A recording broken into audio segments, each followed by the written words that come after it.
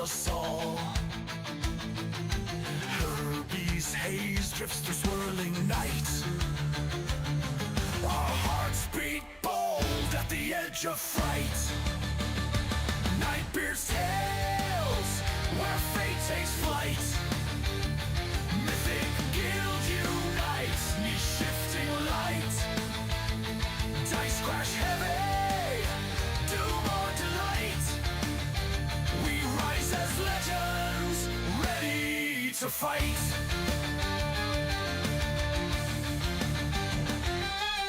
Dimmy spark, born of Eldrelite stone. Cali stems, firm when savage hearts moan. Darius ascended, forging mortal dreams. We heed Eldralor's call beyond known schemes. Nightbeard's tales, where fate takes flight. Mythic Guild unites, knee-shifting light. Dice crash heavy, doom or delight. We rise as legends, ready to fight.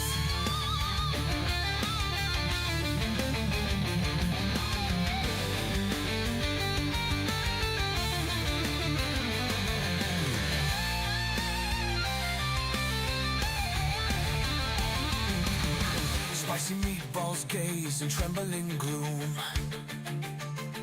A bard rolls seduction in tavern room. When monsters roar, let your courage roar.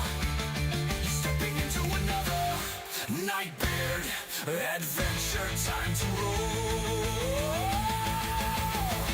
Nightbeard's tales, where fate takes flight. Mythic Guild unites, knee-shifting light. Dice crash heavy, doom or delight. We rise as legends, ready to fight. Ready to fight. Ready to fight.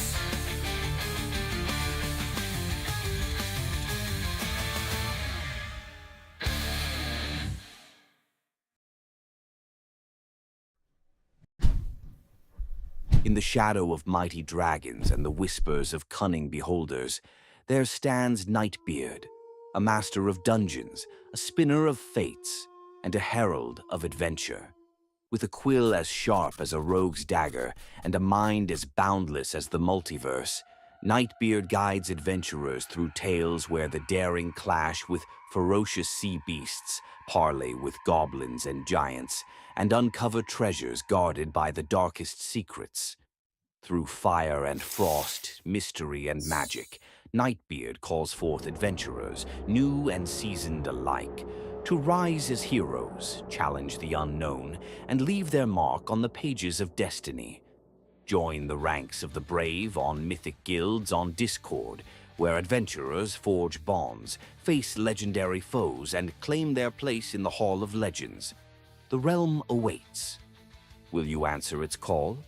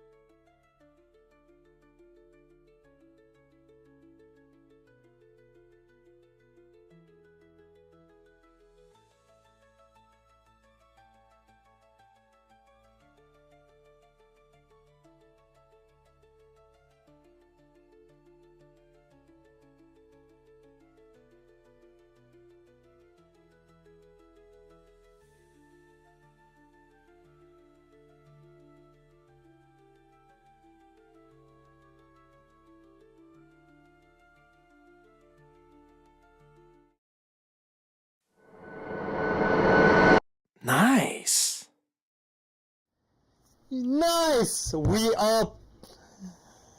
Yeah, let's check. It's not pulling through. Thanks for that. Yeah, so let's quickly sort that sound out. Before we do the whole bunch of intros, and then we have to restart it all. So, Yeah. Bunny, yeah, we can hear you. Okay, great. Yeah, you can hear me? Okay. Yay! Testing, one, two. Nice. We're playing D&D. I am DM Nightbeard. We are playing Candlekeep Mysteries, and this, ladies and gentlemen, is what it comes down to. It's a level 16 adventure. It is the last adventure in the Candlekeep series, and I'm pumped. I'm really pumped for this. How you guys feeling? I'm good. excited. Yeah. Yeah. This is Looking forward to this this. has been a long campaign. Yeah, it's been quite a few sessions. I did put out a little teaser on TikTok, on a bunch of socials as well, about what tonight entails, and it's not giving anything away, surprisingly. It's not foreshadowing. It's nothing of the like. But before we get too much into the game itself, let's Is it us just dying? Is that it? That's it.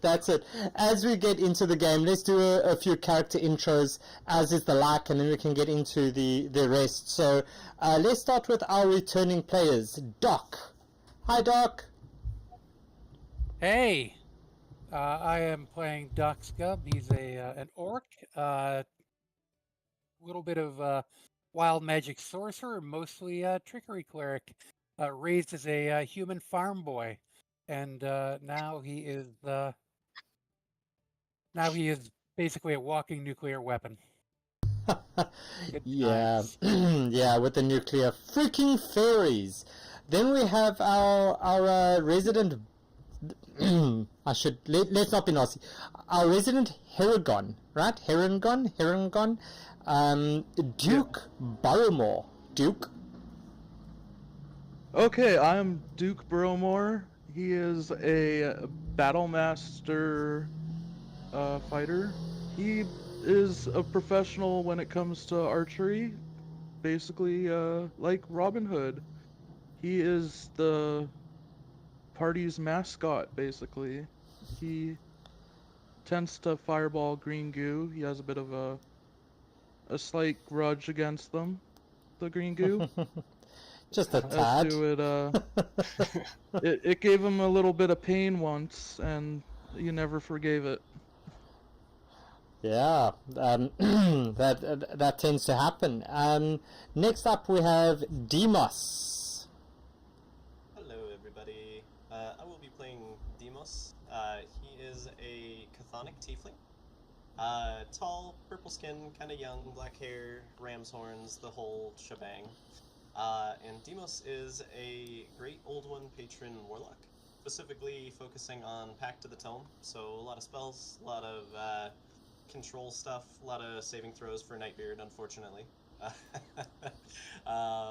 other than that, he's pretty straightforward young little adventurer. He's kind of a little too curious for his own good sometimes.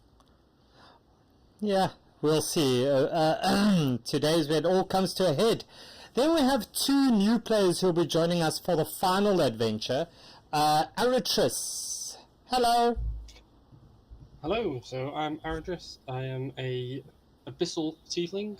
I am predominantly a cleric, but somewhere deep in my back story and all my blood and whatnot, somebody's blessed me with a few other powers that normal clerics don't have. So I'm forged cleric by nature, but a bit of warlock mixed in at the side. Nice. I bring the fire of the gods. Is it a corrupted cleric or is it a reformed warlock? Is my question. A corrupted cleric. So backstory wise, sent to as the malformed of the family, sent to go and worship in the gods' service as a temple acolyte, and eventually became a roving preacher. But along the way, saw things I shouldn't have seen, and it stirred things in the blood. Very interesting, and we might be able to explore that a little bit. And then, last but not least, we have our Goliath barbarian, Steve. Hello, Steve. So, Steve is as you said, a Goliath barbarian. He's male, about 6 foot tall, tan skin, brown eyes, deep red hair.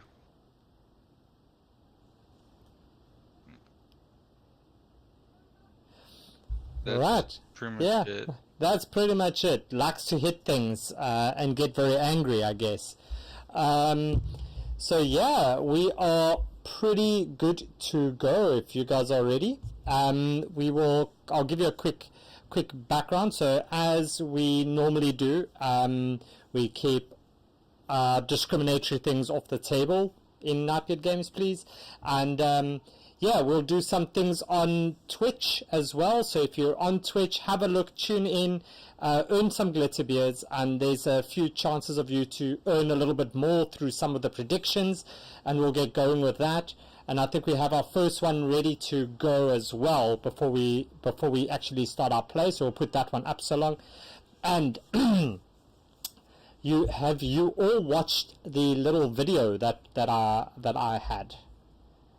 That I shared with you guys. Yeah. No. What? Not. Have you not? Were you not What able video? to? You haven't seen the video of On tonight. TikTok? The TikTok one. Oh, I didn't watch it on TikTok. Sorry. Ah, you didn't. Okay. I'll go watch it up now. All right. So that pretty much gives a little bit of the background. So, after your last adventure, you all arrive in... Oh, sorry. You all arrive in Candlekeep and you're all chilled. And you start to hear these rumors, and these rumors become more solid. And you hear a lot more about this deadly fungal infection ravaging the Sword Coast. It's a plague. It doesn't only target humans and humanoids, but it actually targets the animals as well. It's a huge issue and a huge challenge, and it's people have tried everything up to wish spells, and it's just not working. Foodstuffs are running low. It's famine, there's sickness, and there's all of that. So this is where we start our adventure today. So we start off, and this is straight out of the book, so bear with me and we'll get through this in one piece.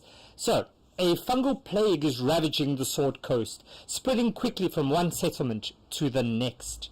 Although magic has proven effective at ridding individuals of the spore infection, the plague is spreading too quickly to contain.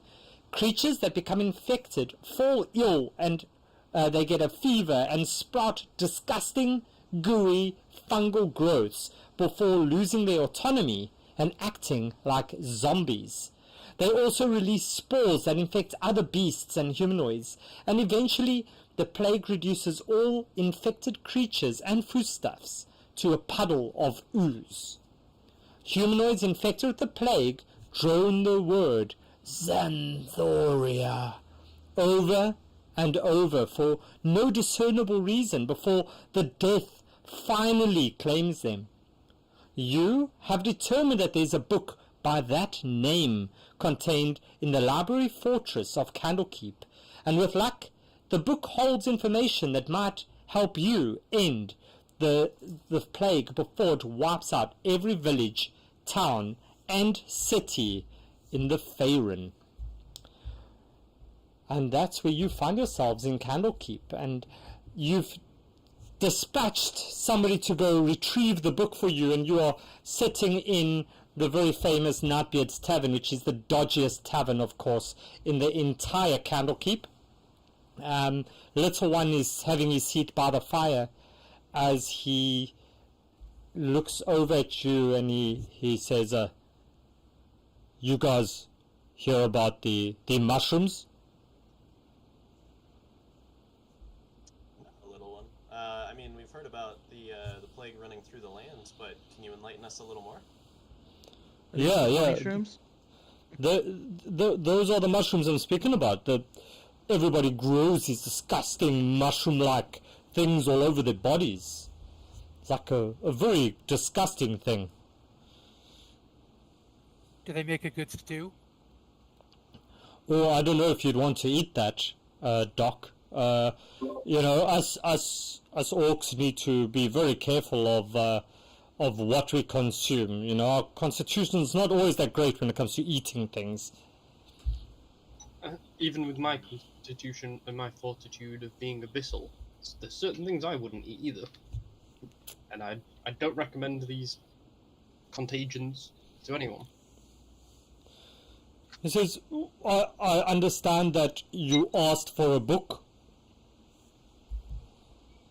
Yes, we were looking for Xanthoria, the book titled after the fungal infection, what we've been hearing from the victims. Have you heard of it? Yes, I think Zealeth brought that book in, and he takes out his scrying stone as he shakes it, and he says, Zealeth, into it, as you just hear the Zealeth's voice come up on the other end. Hello, little one. Yes, Zealeth, the party's here in the tavern.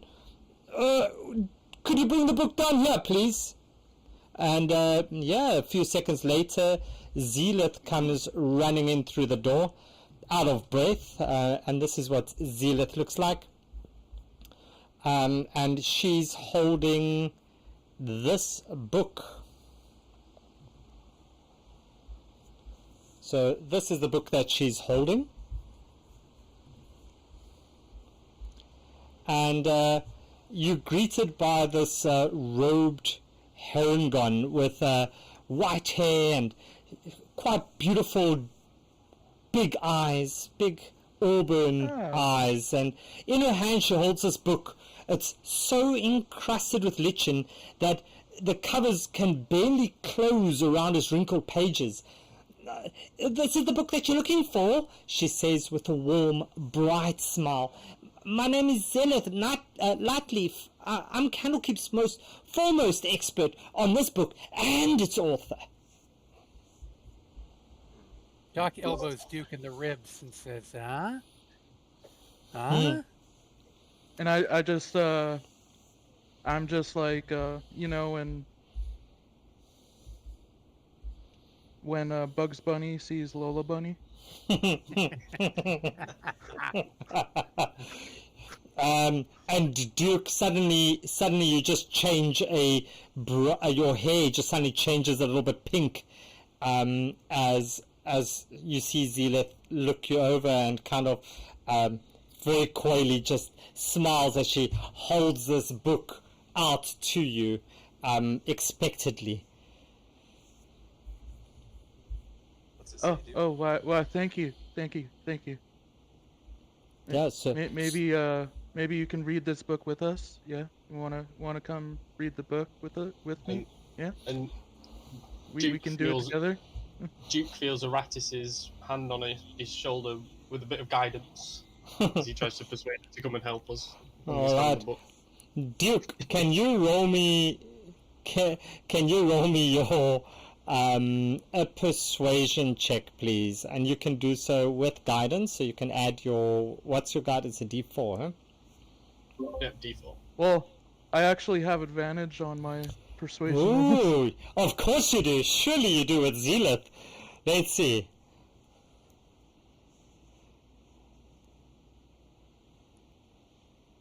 $16 plus a D. Yeah, give me your D4.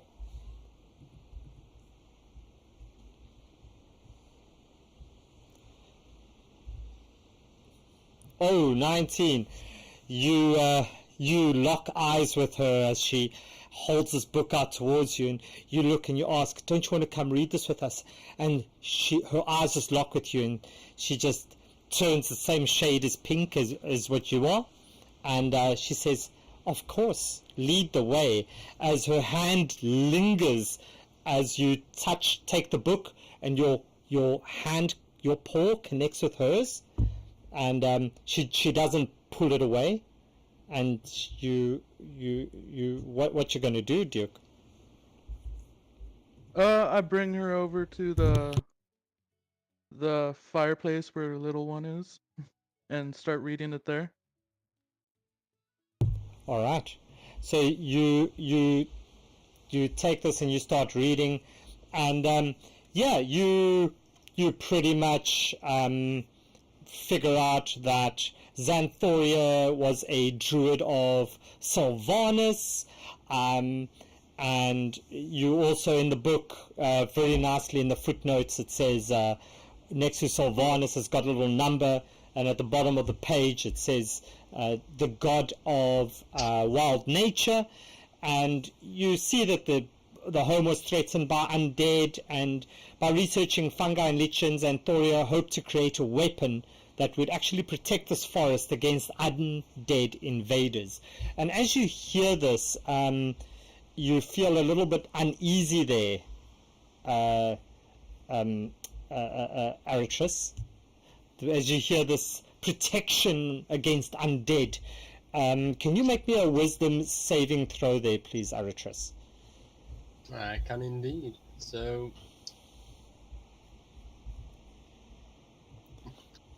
Aractris is a bit of an unusual necromancer. His favour is that he only takes people or those who are willing to follow him. So people that. So when he speaks with dead or anything else, he only asks people who have he has tried to help or things like that, and said, "Would you allow me to? Would you continue your journey with me in the afterlife?" So he has three skeletons of former party mates who fight with him. All right, and then also, so you kind of get this little bit of a uneasiness, and then you kind of just shrug it off, knowing that you're actually a not too bad necromancer. And then you also read, Duke, that at some stage this research became geared towards not creating a weapon, but rather creating a ward against death itself. And then finally, kind of later on in the book, it evolves into this thing of achieving lichdom. And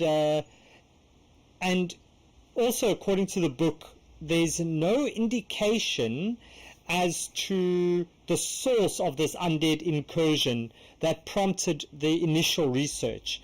And Zelith is very quick to look deep into your eyes, Duke, as she shares that that this book is probably the only source that can help prevent future and further outbreaks. And she looks you in your eyes and says, "I need to go, but if you want to, you can keep the book for as long as you need. And when you're done, here's a scrying stone. It's tuned into mine. You can give me a call whenever you want, Duke." As she hands the scrying stone to you, and she holds it out with her paw, looking at you. All right, thank you. You got the digits. Yeah, I've always wanted another bunny's number. All right. So, Zelith is very charmed by you, and she very quickly makes a hasty retreat to protect her modesty, as it so were, before she does something that maybe a member of the Avowed should not be doing too much in the public. Yeah, you've got a hold of this book now. So, what you're going to do, Duke? Alright, so I share all of that information with the rest of the party. Did the book, I know, Duke, the book didn't say anything about specifically the origin of the plague, but is there anything in there about maybe where it first started? Well, I believe it was the defense for the undead, wasn't it, or something? Yeah. He So said it was trying to protect a forest, didn't it? Yeah. Yeah. Defense for the forest, or something. So okay. it probably started there, Is that yeah? That's where it first. or nearby first the seen. forest at least. See if we can find out where the forest is. All right. Can you roll me an intelligence as you work through this book? Whoever's going to be reading it with Duke, I suppose. So Duke, you can probably roll this for me at advantage, as I'm sure the rest of the party will be helping you with this. I'm gonna pat Yeah, Duke on the me- back and give him guidance as well. Cool. Yeah, me, I may not be the most intelligent. Oh, Nice. Can you add your D4 in there? Nice. So hey, what do you know? a dirty 20. Yeah. So you kind of page through this and you see that looking for news about and information about the forest, you see that it is in fact it's called the Lycotha Expanse. Is this forest, and there's this cave system, and she was seeking a way to stop the spread of the undead that were invading this forest and this cave. And you see most of the book actually is quite like, symbiotic relationships in nature, etc. And then eventually it's like towards the end it turns into this incomprehensible fragments and like this desire to combine the natural life and the undead. And Eritris, you kind of read into this and you see this and you see and you understand that this is a process similar to becoming a leash. And there's also some drawings of dissected animals and some dissected humanoids along like very rambling musings.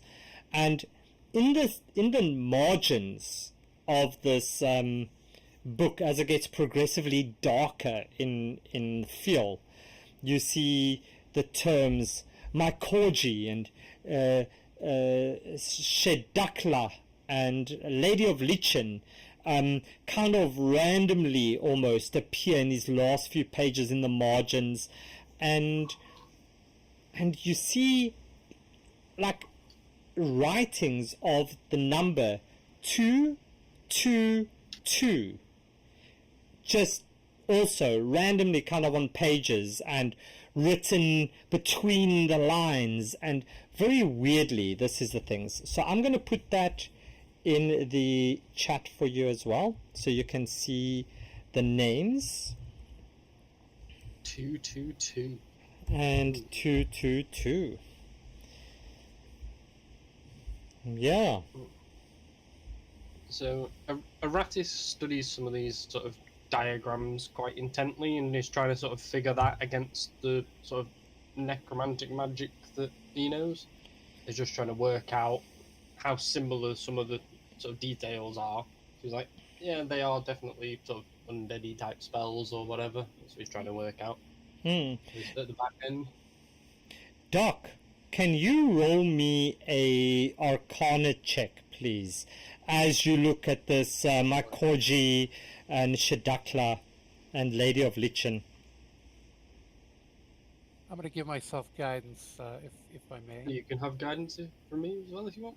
Whoever wants to be.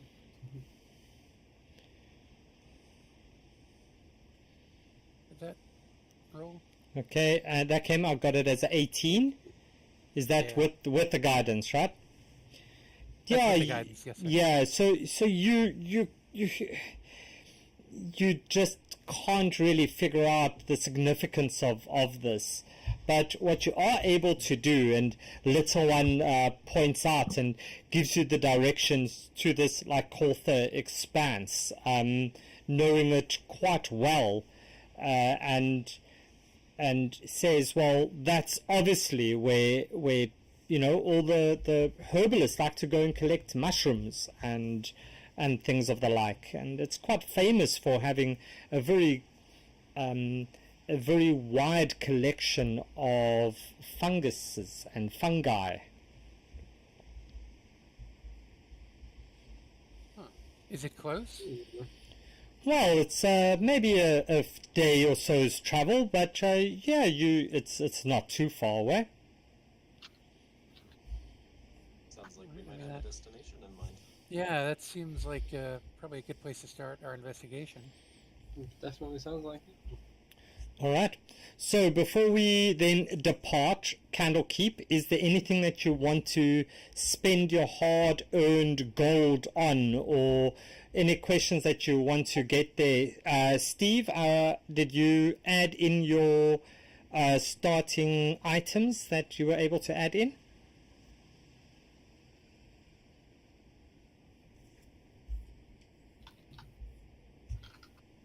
Steve, you there?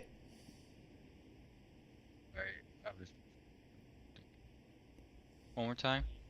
Were you able to add in your starting equipment, your uncommons and your rare? Yes. Okay, cool.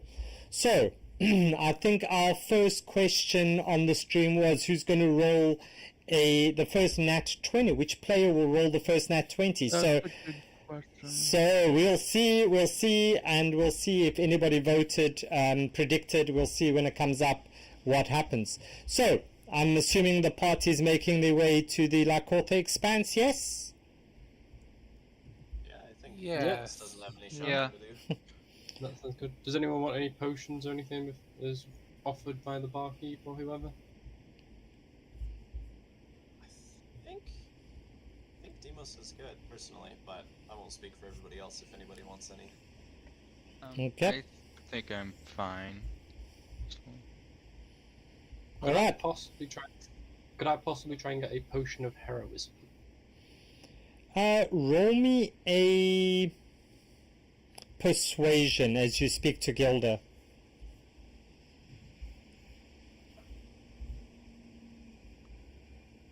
An 18. 18. She looks at you and goes, "Ooh, you are a hero, aren't you? I have this potion. How much are you willing to pay me for it?" Ooh, 150 gold? So They're not- she looks at you. She says, "Only 150. I'm sure you could do better than that, big boy." You asked where I'd start. Should we say 200? It's a nice round number.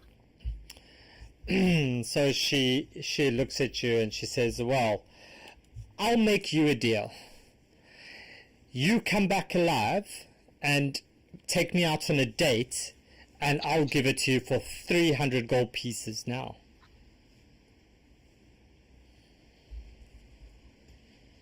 He looks at her and he goes, "Yeah, I'll make that deal." All right, so you Something can. worth back for. You've got as you look at Gilda, you notice that she's a very pretty, very very pretty tiefling. Let me add her. Show you the artwork. Aren't they all?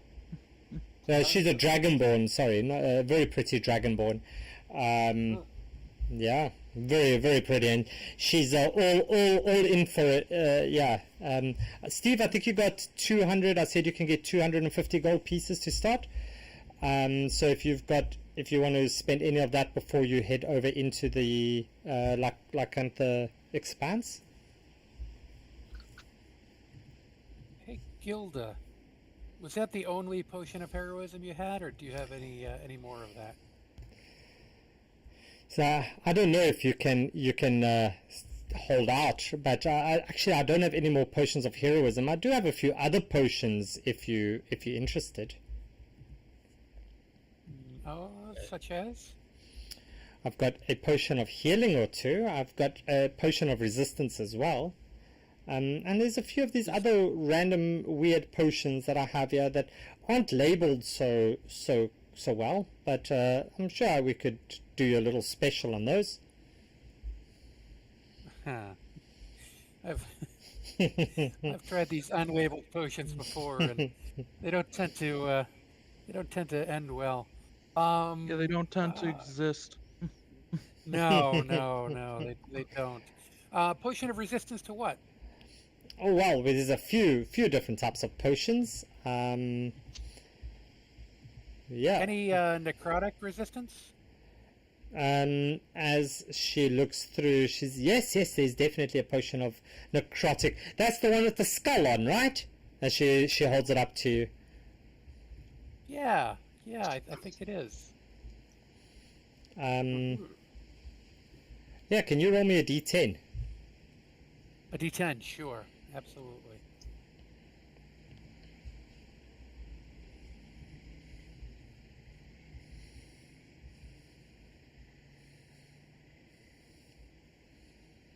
I laugh, you roll the correct one.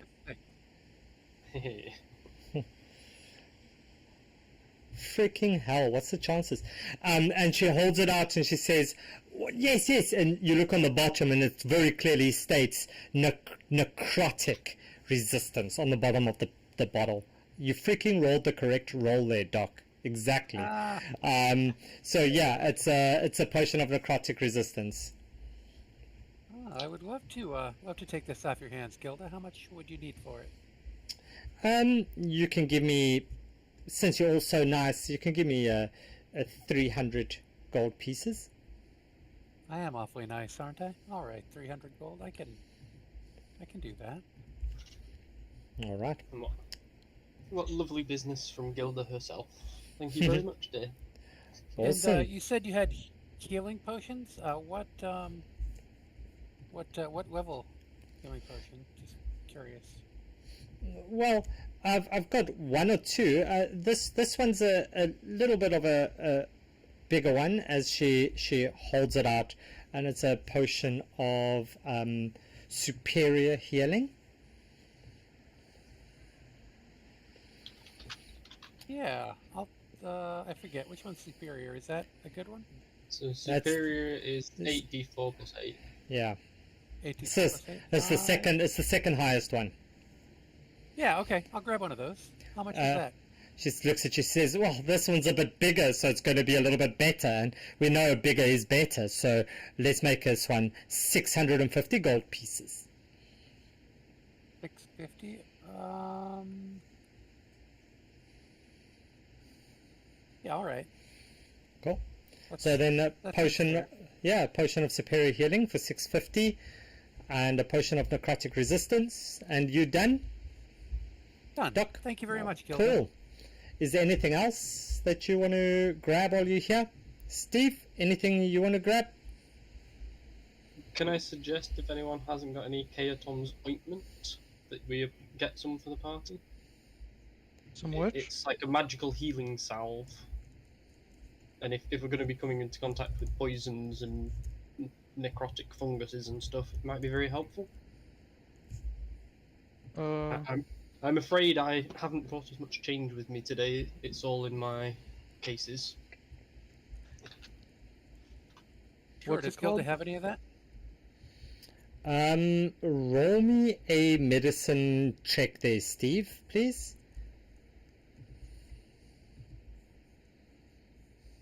Since I'm looking for it, can do it at advantage. Yeah, why not?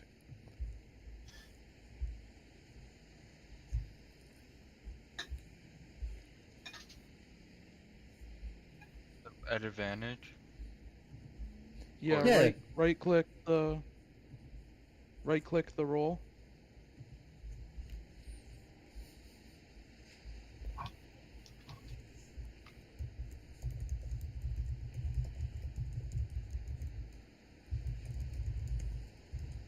Ooh, nice. So yeah, you get a salve of restorative ointment, and that essentially gives you yeah, it's a dose. You gain essentially 2d8 plus 2 hit points, and it you cease to be poisoned, etc. As she looks at you and she says, oh, this ointment, this has been in short supply, especially with the plague going around. I only have 1 jar left. I certainly think okay. it'd be helpful to the party if we could have it. Alright. I already have the belt of dwarven kind, which makes me resistant to poison, so it's okay. Someone else can have it. I'd be happy to float the cost for it to get it into the party. How much would that one run us, Gilda? Yeah, I can. So she looks at this and she says, well, this jar has four essentially enough for 4 applications, and this will only set you back 1,200 gold pieces. I can put some money in for that.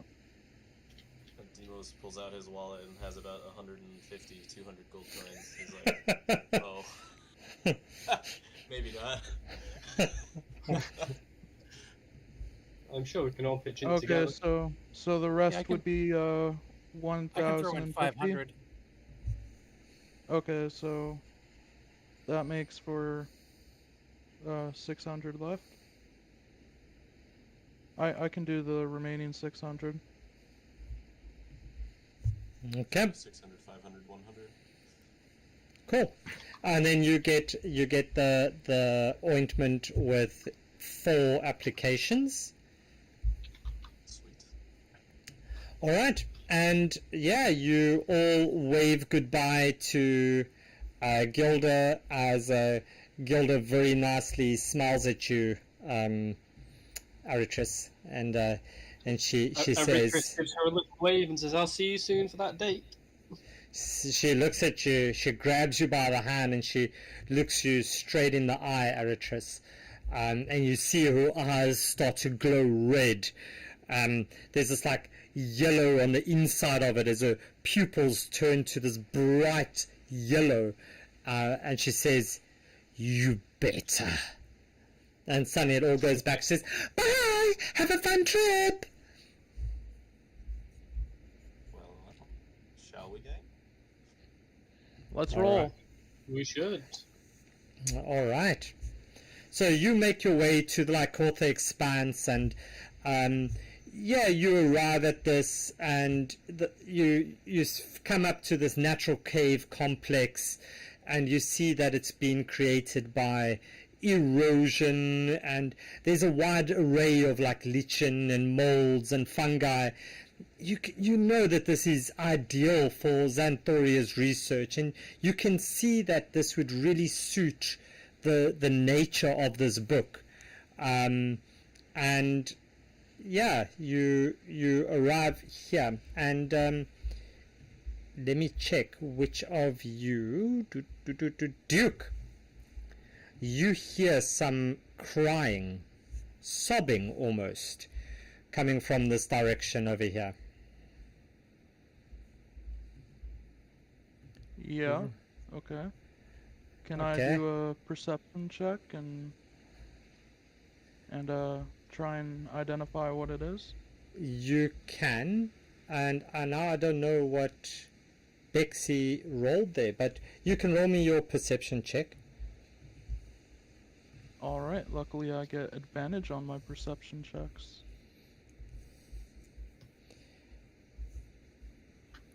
Bex, Ooh. what did you roll there? And Duke rolled the first nat 20 of the night.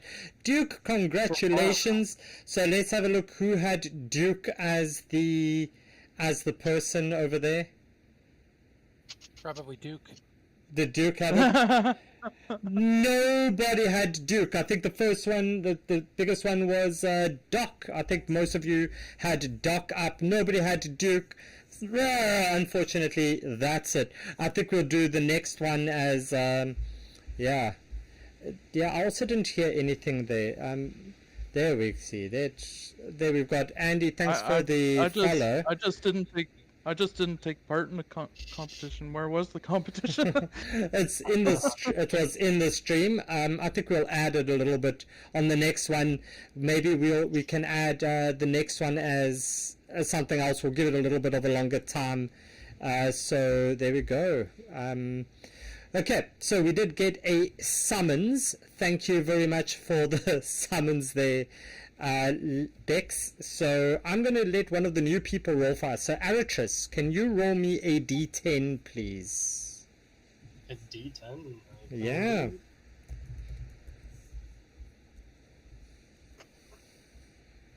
That is a 6. A 6. So I'm quickly going to have a look at what the 6 is, because for some reason... Oh no, not a 6. Not a 6. While you're Not a- doing that, Aratis looks at Steve and goes, "Are you not going to put your shield up, sir? You appear Alright. to be unarmored right now." So as you look over at this thing, Duke, you see this and you suddenly hear this whimpering, and in this corner over here you see this little looks like a sprite, and you see these two very handsome looking fellas as they are kind of pulling the wings of this little creature. This is what she looks like. As you see, and she's crying, "Oh, ouch, ouch, ouch, my wings!" And what you're going to do? Hey, you! Step away from my fey kin. Alright, and? Is that it? Is that all that you're doing, Duke? Roll me an intimidation And check. Duke, please. Intimidation. Intimidation. And you can do that at... Yeah, I was going to say disadvantage, but a 12 won't do it. And they look at you and they just kind of laugh. And then since I hear them laughing at me, I pull out my vicious longbow and I just shoot one of them in the face. Cool. Which one you going for? The one in the blue one that's closest to the fairy or pixie, whatever she is. Awesome. So roll me your damage, and as you take this longbow out, and you roll your attack. Yeah, 27. That will hit. And as you hit it, you can roll your damage. You see you hit this thing, and it staggers back a bit as it loses control of this this little fairy-like creature. As you see this thing just flit over this way towards you. It looks at all of you, and it looks very confused. So that's 10 points and 4 points, correct? Yeah. And there's a fail on that save. Ooh. So. Alright. And then as that happens, can you all please roll me initiative? Dun dun dun. Yeah, thanks Bex for the summons, getting the battle going. Because there's definitely not enough fights in this game. We definitely need more. Thanks, Bex. Love you long time, Bex. Yeah, this is very cute, and you see, can all of you, as you're doing this as well, can all of you please roll me a charisma saving throw? No. 23. Why? 20. Wow. Can I just take back all of my rolls? Shit, I pressed it again. That's okay. It's same alright. thing anyways. It's alright. I pressed it twice, but I got the same thing, so it doesn't matter. So, Steve, you being the biggest, bulkiest person, humanoid in the room, besides for the trolls, of course, you see this one flits up to you and lifts up your beard and just climbs underneath it and holds on as it peeks out from between your beard and says, "Save me, protect me." Yeah. She's under you now. Duke, it's your turn. So you get the first shot off.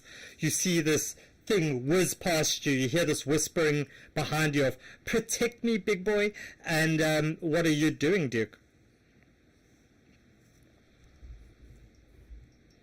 It's like, oh boy, big boy gonna protect you. Yeah. So yeah, I shoot the blue one with my vicious longbow again. Battlemaster style. Go for it. 17. 17 hits.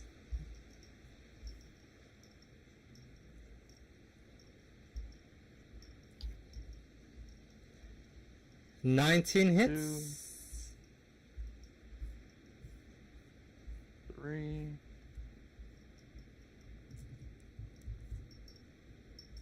Okay, so that's 3 there.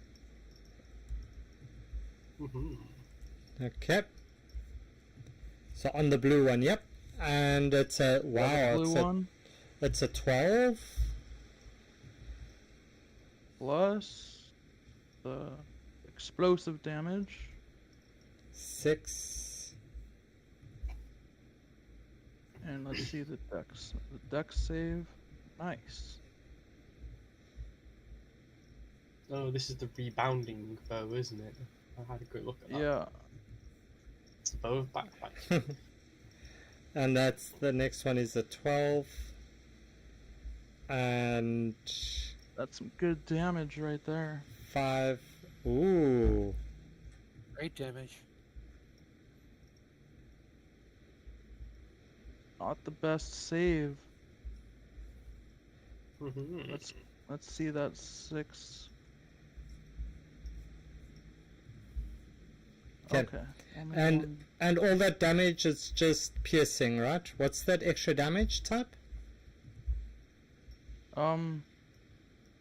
Yeah, it's also piercing. Okay. Cool. And Duke, I still need my 3rd shot. yeah, wow, no you don't. You don't need it. You don't know. Well, I hit 3 times.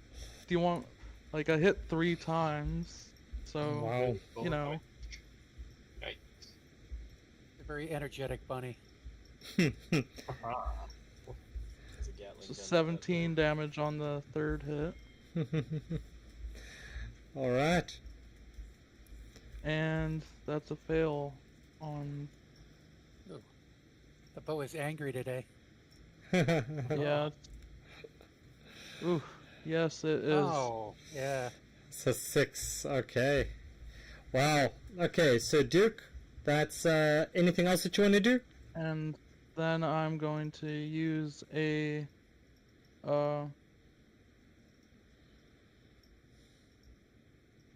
distracting strike, Okay.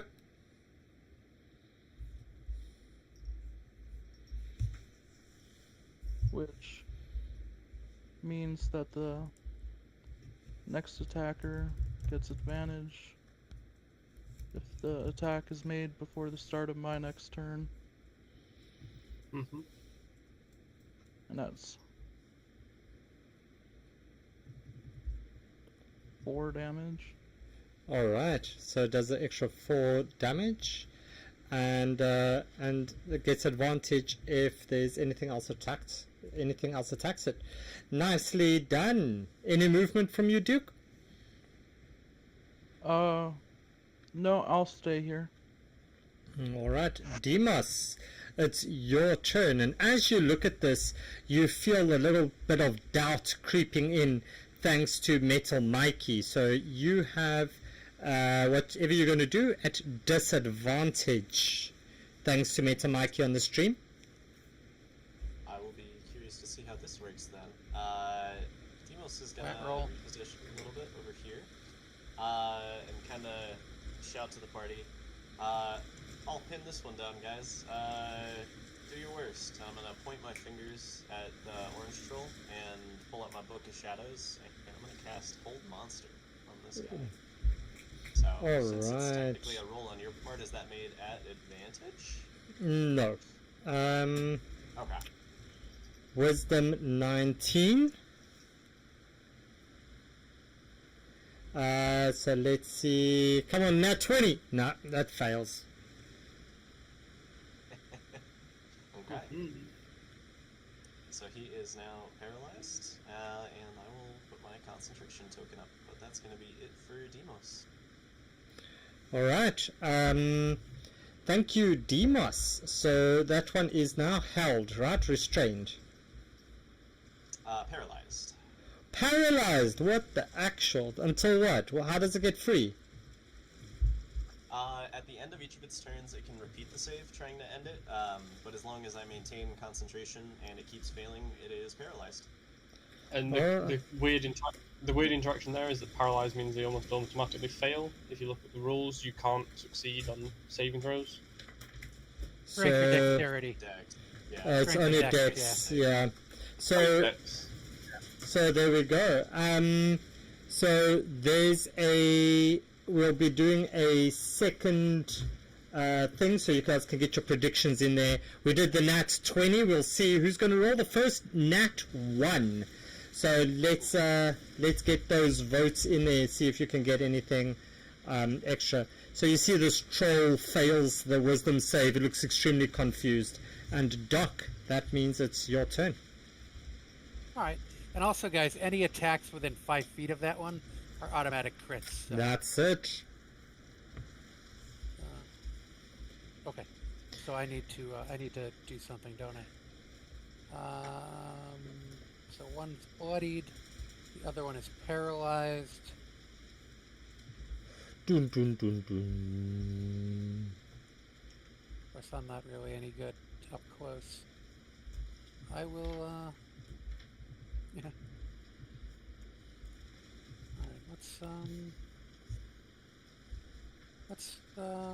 Let's not try to do anything out of the ordinary then. Nuclear fairies, because why freaking not? Let's just put that aura on. I checked. They don't lose that paralyzed condition if anything hits them, right, dude? No. Okay. I'm gonna re-roll those 2 1s using sorcery points. No, you're not. Yeah, roll it. So 14, so it's actually going to be 26 damage. Just not be it rules going forward. No more spirit guardians allowed in any games. Spirit guardians has been outlawed. Not really. No, not really. Don't worry. Not really. Okay, cool. And I guess I need to move, don't I? Yeah. So I will move up enough to hit them. And yeah, so I need a DC 20 wisdom saving throws from each of these cats. All right, let's see. Doesn't affect Wisdom save roll. They both fail. Surprise, surprise. What's the damage? 26 radiant damage to each of them. Okay, nice. Yay! How do you want to have that happen? Well, the fairies are circling, and basically they all look like that little pixie that they were attacking, and now they're circling around and just basically melt Swamp Thing blue. Okay. Yeah, and he drops down to the ground, clutching at his limbs as they kind of all start to rot in front of your eyes, as this mushroom kind of just overtakes his body, as he's very much covered in mushrooms at this stage. Anything else, Doc? I just move back a little bit, and that's it for my turn. All right, Aratris, it's your turn. So Aratris is like, you guys seem to have this well in hand. I'm just gonna save my resources for later. and cast a Sacred Flame cantrip at the one that is petrified. So it's an automatic hit, dealing 15 points of damage. Cool. As it fails its dex saving throw. Awesome. Anything else? That is radiant damage. Just in case that's any difference. And then as a gonna hold off on the bonus action for now. Yep. Alright. Just gonna be Steve, you have this fairy underneath your beard, and as this these nuclear fairies comes out, you see it kind of dances around with them and follows them around as it dances back and gets here, and then suddenly just goes to Doc and cuddles behind Doc's big shield. And Steve, what are you doing?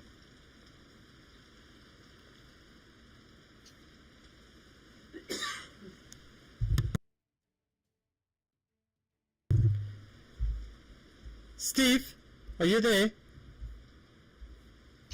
Yeah. Cool. So what are you going to do?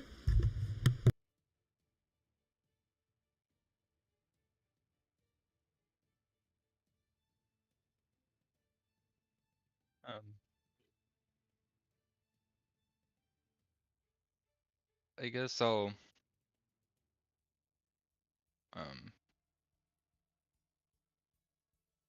run up to the guy that's paralyzed. Yep.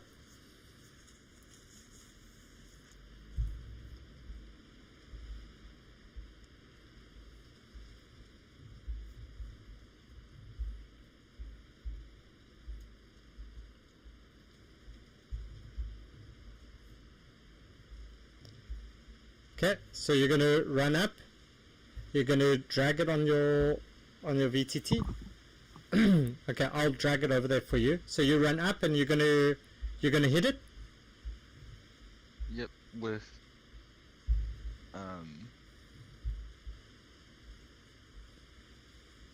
it's my longsword. Okay. Cool. So if you right click on the damage of your longsword, because this creature is paralyzed, it's an automatic crit. So if you go onto your, I see your things aren't equipped. Oh yeah, you can't get that gun. We don't play with the guns in this one, but you can go up with your longsword. I'm just going to equip it there for you. There's your other weapons equipped. And then let's see if you've got anything else that needs to be equipped.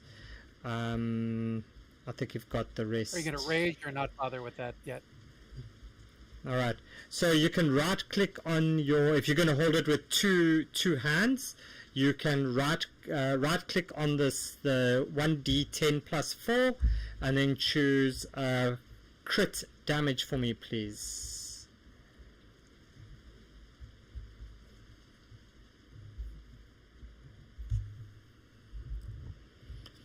Yeah, you'll just need to swap out that antimatter rifle. That's not gonna happen.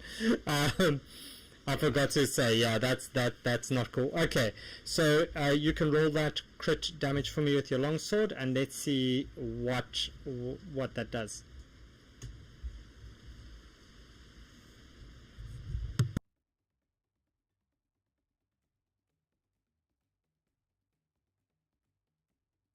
So 110 for sir. I'm still a bit new. I haven't done any melee stuff before. What do I do?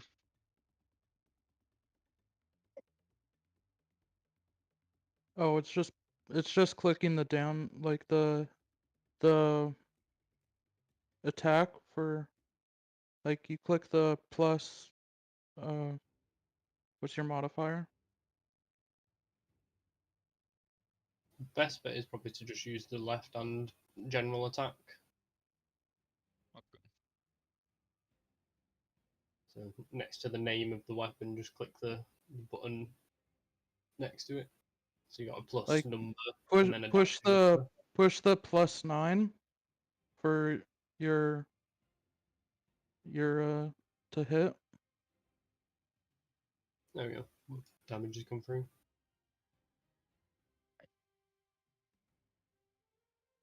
You have to make the roll to hit the thing. +9 is what? The to hit, so you need to roll. Oh, Yeah, okay. And- So you need to do the damage at crit for me, please. Because it's paralyzed, it's an automatic crit. Yeah, the 12 is the roll for the crit. Cool. Yeah, Alright. just- fuse. Oh, Okay. So that's your first attack. You've got, I think, Barbarian, you should have 2 attacks. So are you going to do it another one? Yeah, push the +9 again. I don't see a +9.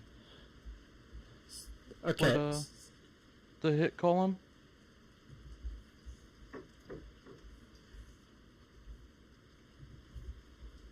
There should be the range column, then the hit column, and then the... On the actions page, just in case you're in the Like- inventory. Yeah.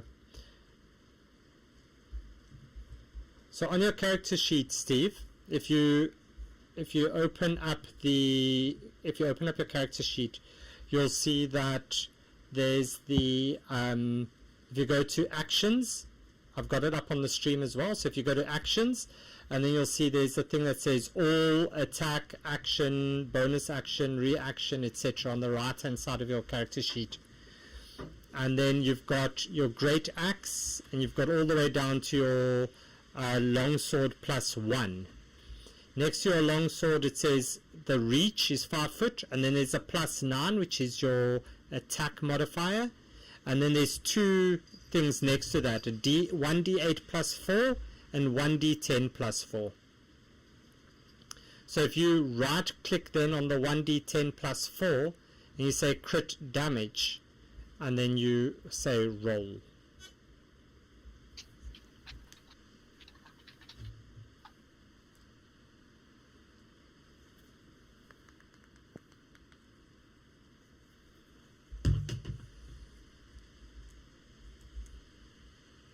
Okay. Roll.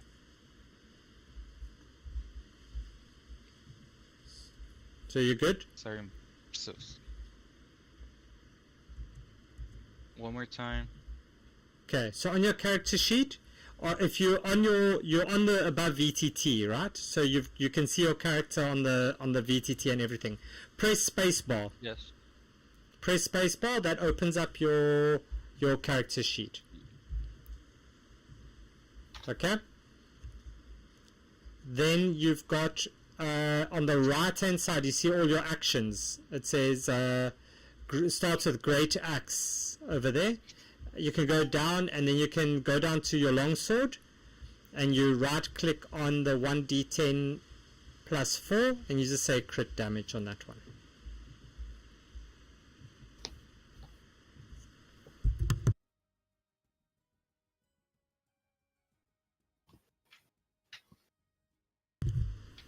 Okay, so that's yeah. You just rolled the normal one. Can you roll me another d10?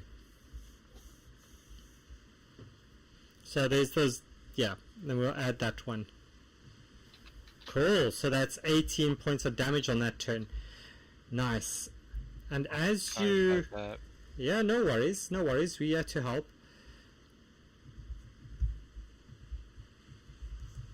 Anything else? That was, I think that was the first one.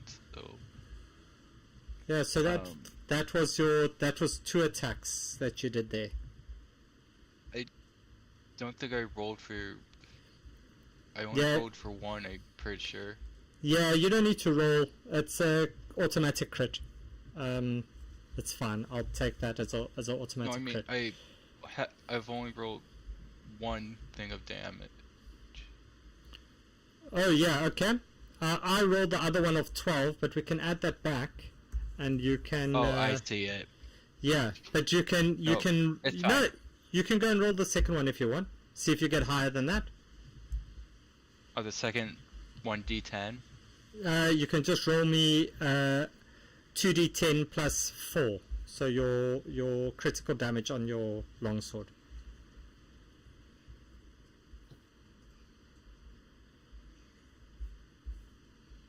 Just ignore that from me. Excuse me. Yeah, no worries. Aritris is getting all excited, playing with his spear.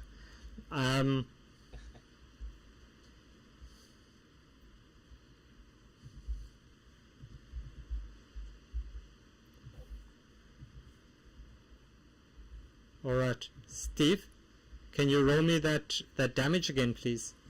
You can add, or you can just click on this one. There. Oh, nice, 23 points of damage. Freaking. Okay. 23 points Sorry, of damage on that one. I'm very new to D and D Beyond. No worries. So there we go. So you look at this and you suddenly, Steve, you take your sword and you slash at this troll, and you suddenly see this troll is looking a little bit much worse for wear. But as you hit this troll, you lob off its one hand and you lob off its other hand as you see these two hands just appear next to it.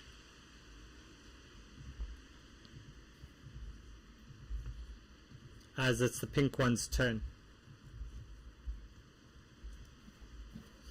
And it rolls a 13. Does a 13 hit? I'm guessing not. And that's going to move there. And this one's also going to try to attack you. A 10 is also not going to hit. Duke, that means it's your turn. Alright, I'm going to shoot the big boy orange that is nearly dead. Okay. And he's still at paralyzed, so that's an automatic crit, right? Yep. Only within 5 feet. It's already, only if you do a melee attack, yeah. So you'll need to step closer to it. Oh. Okay.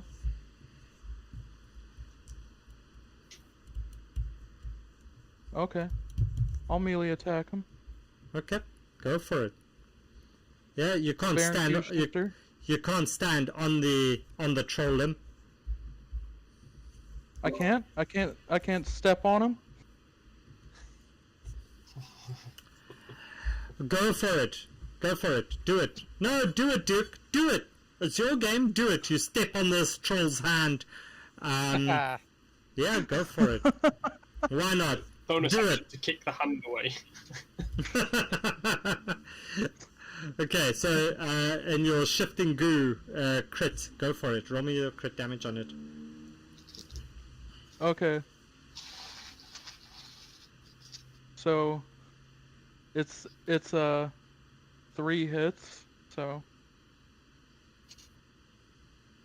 okay, 1 damage. Wait, why didn't it do the crit? Damn it. Did you right click and say roll a crit? Yeah, I thought I did. I must have messed up and just clicked out of the menu instead of pushed roll. Yeah, My bad. probably. Okay, so I'll just Yeah, roll 1d8 instead. Definitely rolls on my side, so you can roll just a d8. No, d6. It's a d6, right? So your Oh, damage right, is yeah, 1d6. yeah. So just add another d6 on that, and then we'll take that as damage. Oh wow, like it even matters. Cool. So it's a whole 9 points of damage on that one, Duke. You've got a few more attacks, don't you? Yeah. 15. Nice. That's a better one. And you lob off. And as you lob off this next one, you see another limb just kind of fall. You lob it, it falls all the way. No, it's not going to fall there. It's going to fall here. And I swing it once and it looks like his hand, and I swing it another time and it looks like a fairy. Just looks like a nuclear And I swing it fairy. another time and it looks like a unicorn. Hey, unicorn. You and your freaking unicorns. Yeah, this thing is not looking. Wow. Yeah, he's not looking great. He's like the guy from Monty Python, the Black Knight. Okay. Anything else, Duke? I think I will use my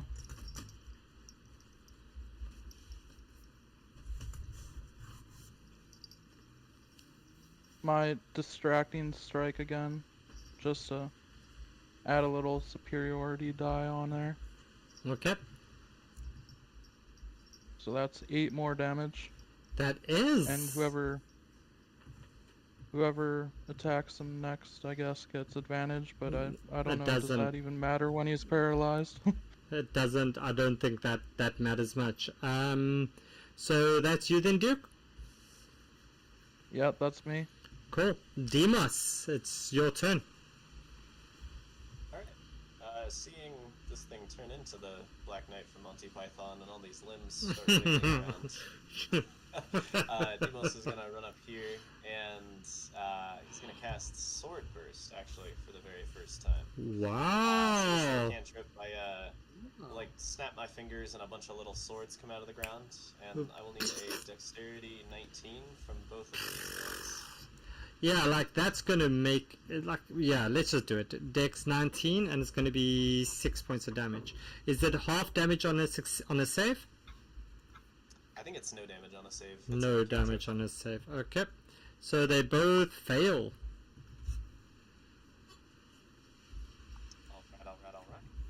Alright. All Outside right. of that, Demos doesn't want to risk any opportunity to his concentration, so he's gonna stick right there. Okay, and Demos, you finish your turn there as you look at this paralyzed figure, and suddenly you just see some of the wounds just close up just a little bit, and it will roll a wisdom saving throw. Come on, that 20! 13. Fails still, right? Frick. Doc.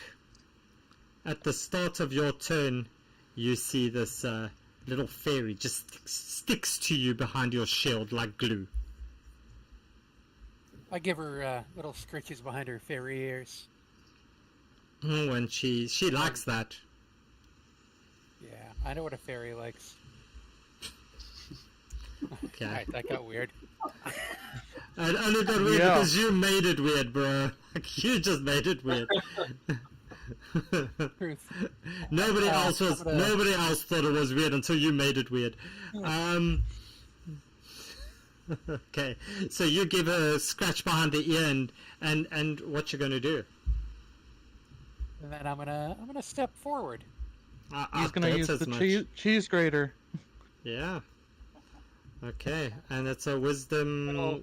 A little radiant pixie A here. wisdom These guys. 25 Wisdom million. DC 20. Yeah, and let me roll my damage. What did I cast that at 4th level, right? Yeah. 25,292,16. Wow. Roll. I'm gonna re-roll that one again. No, you know what? I'm not gonna bother. I'll take this crappy roll. Okay, I'll just live with it. cool. So 16 radiant damage. And how do you see that happening as these troll limbs just, yeah, they're not going to make it, unfortunately. Oh. Poor Very, guys. very sad, Bexy. So sorry for your trolls. As I see that. think you hear them singing, Bex. Almost a Justin Timberlake kind of song. You know, it's all those angry little light up pixies are just tearing through them, just like grabbing them and ripping their fingers off. It's pretty brutal. And since I didn't actually use an action, I could back up. But let me see if this will just do it. I'm gonna cast Toll the Dead on the troll that is still kicking, on the orange one. So I'm gonna need another DC 20 Wisdom save. A DC 20 Wisdom save on the big guy. Yeah.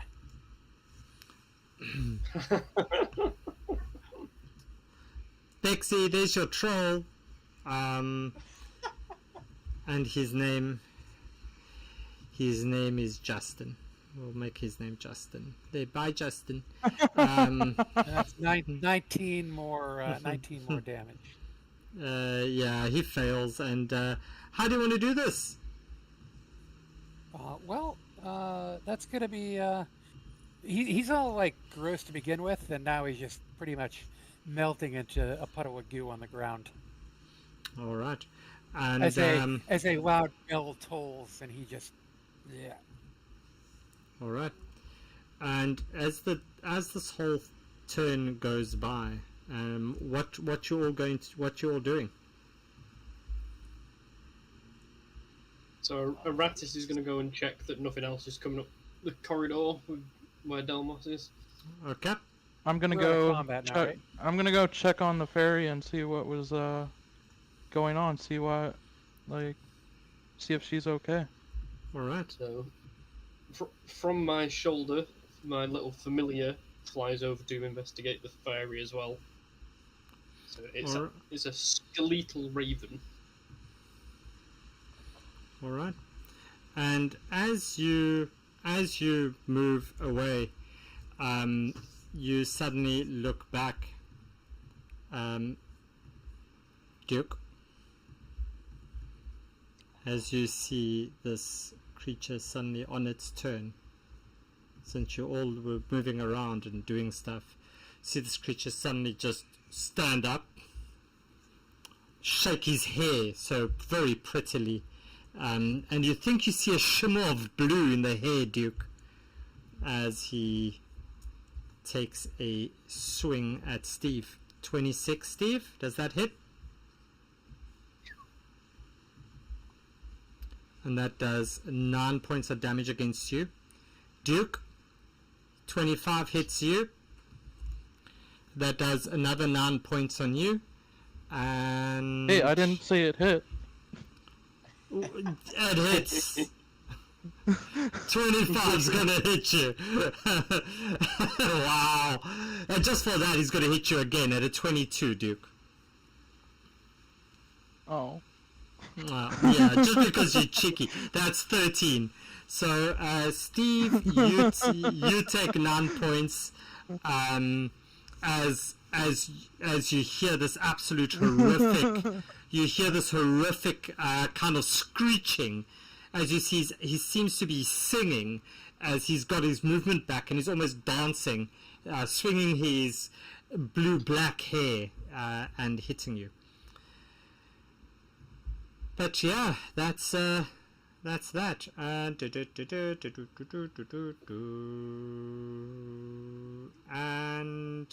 yeah, he is done. That means, Doc, it's your turn, and he needs to make a wisdom saving throw. Am I correct? Because he's within your space. He ended his 3. turn there. That fails. Can you roll me your damage, please? Sure can. Get to it. Cool. He takes 18 points of damage. As you see, he drops back down to the ground. Anything else that you're doing, Doc? That's your turn. That's it. He starts in your emanation, so... Is he really dead this time? He's down. Roll me a nature check, Doc, please. Nature? Yeah, a nature. Alright, I'm gonna... Oh, you know what? I can't get myself guidance because I've got a concentration spell still up. That's alright. You could always take it down. I mean, that's also fine. Yeah, but I'm not gonna do that. You sure? You could. I'm just giving you options. Yeah, Doc, yeah. He looks down to you. He looks like he's dead. He's lying there. His tongue is hanging out of his mouth. Right. I'm gonna anything that. So I haven't actually used an action yet. No. So I'm gonna light a torch. Okay. And throw it on him. Nice. And as you toss it, don't like fire. As you toss it on him, he takes an additional 4 points of damage, and you see his body just kind of the tenseness in the shoulders just kind of drops as his hair catches light, it burns away all the blue, much to Duke's happiness and cheers. I'm sure, as he's down and you are all out of combat. Good for you, Justin. Thank you, Bex. Thanks, all right. Bex. Thanks, Bex. All right, so you've killed poor Justin, and you've got this pretty little thing. As she looks at you, she says, "My heroes, you saved me!" As she kind of reaches up and stretches out her wings and just kind of makes sure. She says, "Are they still here? Are they still here?" No, they're gone. Yeah, we got rid of those trolls. Is that who you're talking about? No, my wings still here. Oh. Yeah. Yeah, you still have your wings. Those... at least they look like your wings. And she flies straight up to you, Duke, and she plants a kiss straight on your forehead, just in between the eyes, and she, "You such a brave buddy! You saved me! Thank you!"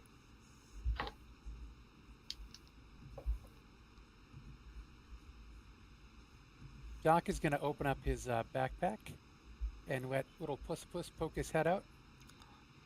Let's see if the fairy likes kittens. Oh, the fairy! Oh, yes, very much. And she sits on your backpack, stroking little Puss very calmly, and is like, "Oh, ooh, and is it boy or girl cat? I'm not sure." That's a boy. It's a boy. Oh, and he purrs too. Oh, look how friendly he is as she strokes him very gently. I break off a little piece of ration and feed it to Puss while he's out. All right. And she looks at you and she says, "Well, hi, my name's Thunderwing. Thank you very much for saving me."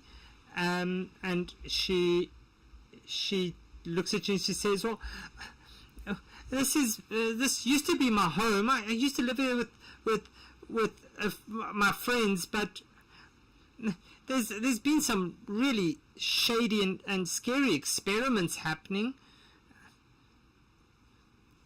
My friend my friend hurt me and somehow managed to escape, and I flew around in this cave and I couldn't see much, and now I'm kind of a little bit missing. I'm really bad with directions. And now I was sitting here feeling sad and missing my friends." We could help you find them. If you want to ride with us. That would be nice. And as you look around the cave, you see that I should have probably told you this. So essentially, you look around this cave system and you see that it's dimly lit by this bioluminescent fungus growing all over the walls, and the walls are pretty much coated in this fungal growth, right? And you see that the ceilings are maybe 25 feet high. They're mainly like 20 feet high everywhere. And there's this faint glow. So you only have dim light to go by. And yeah, that's pretty much... You see that the tunnels are all like unworked. It's all like essentially dug kind of natural eroded tunnels. It's not humanoid made. Now the trolls were covered with fungus, right? Yeah, they kind of covered in this fungus. And it looks like the same fungus on the walls. It was covered. Yeah, it's all this myriad of just different funguses growing everywhere. Huh. Hey, Thunderwave. Thunderwing, please. Oh, Thunderwing, I'm sorry. You're not a transformer or something. How is this, the fungus down here, like on the walls, is this natural or is this something new?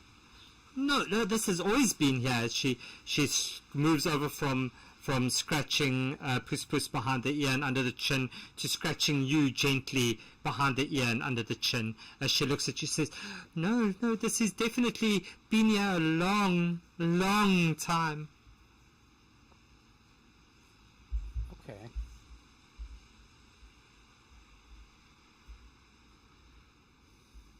Huh. So,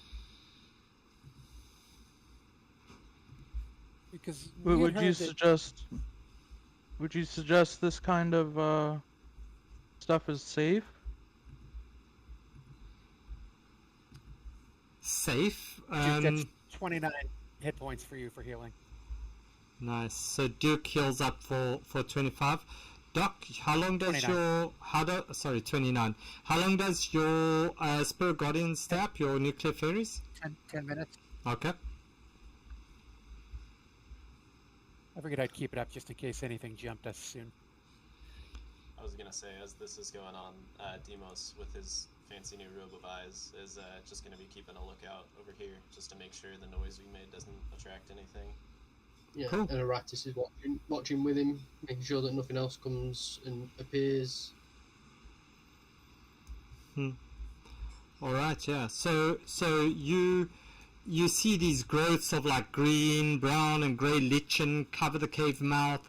There's a small stream that just flows through. Demos, you're pretty much standing in the stream there, but it's just a little stream flowing through, and it flows deep into this yawning darkness of the cave.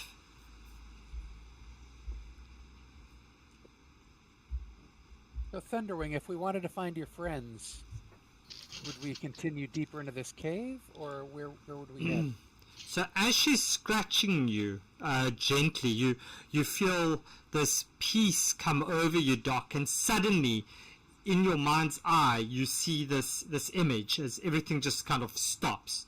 You see this half-elf in a very gossamer cape made of this mycelial threads, and you've got this intense feeling of longing and hunger, and suddenly it just vanishes again.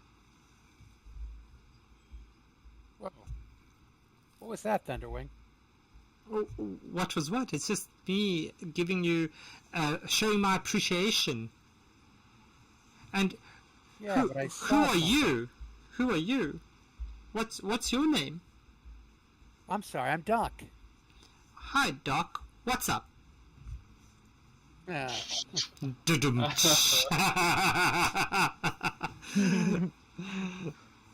As she looks over a duck and a bunny. as she looks over at Duke and just winks. That's my line. All right. So essentially, Guys, I just had a vision. Oh, A vision? Can you explain it? Can you tell us about I it? saw this elfy-looking person in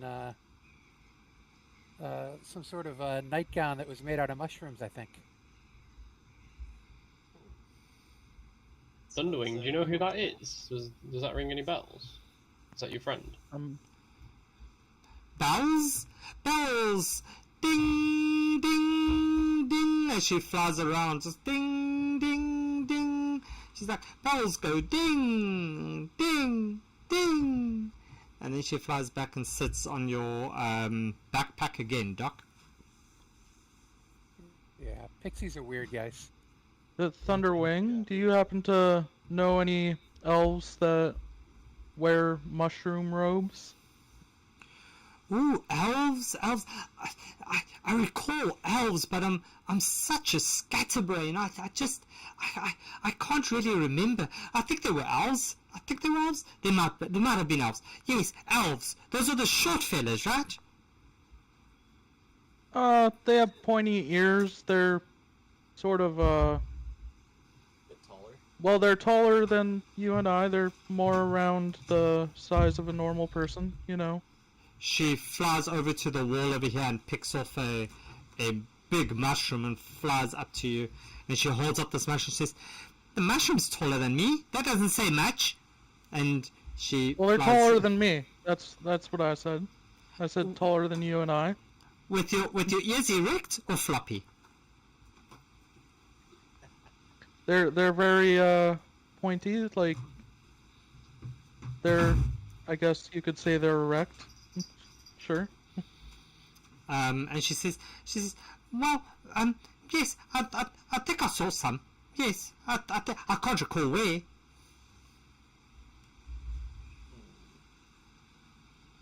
Who is your friend, Thunderwing? Can you tell us a little bit about them?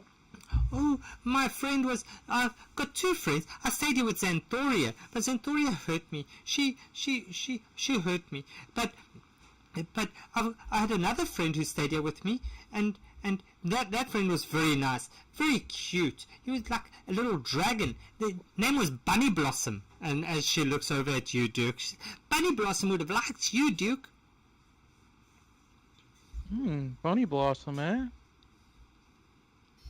Intriguing. Bunny Blossom. I think I'm more Yes. interested in Xanthoria, actually. You Yeah. said Xanthoria hurt you? I'm sorry to hear that. Yeah, but it wasn't her fault. See, her mind got scattered more than mine. Is she tall with pointy ears, Thunderwing? She was tall, and she did have some pointy ears. I suppose it would be pointy ears if you call pointy ears, if you think pointy ears are pointy. But how pointy is pointy ears? Because the bunny has pointy ears.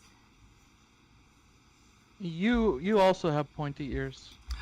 And she touches her ears. She goes, I also have pointy ears. I have pointy ears. I have pointy ears.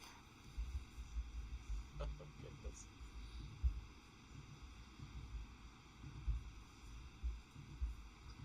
I scratch behind her ears again.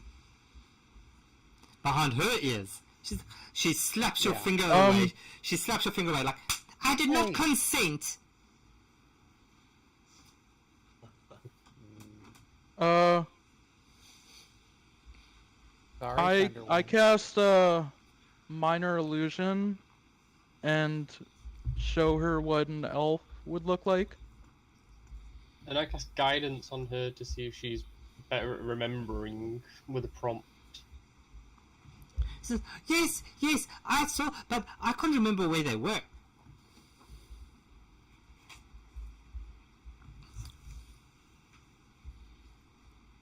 Thundering, is this where you and Xanthoria used to hang out? Are you familiar with this area? Well, I know that I came from this way, but I really can't remember. I'm really bad, and I don't do well in the dark so much. So I just flitted about for a while, and I stopped here, and I'm ever so kind of confused and scatterbrained.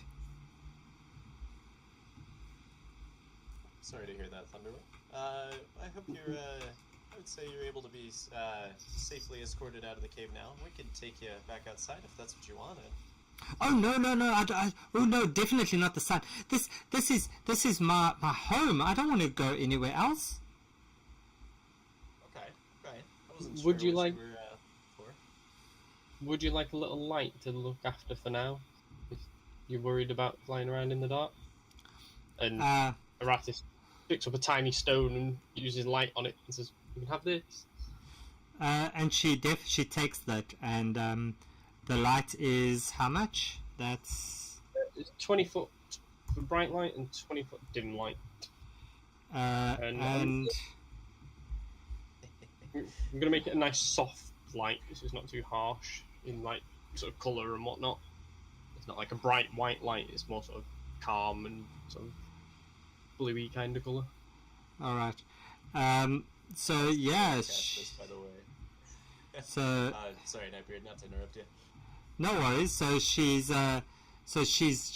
got the light, and she says, "Thank you." And she takes a stone and she says, "I'll definitely hold on to this." And she sits on Doc's backpack and plays with Puss Puss again, and he's just stroking the kitty cat.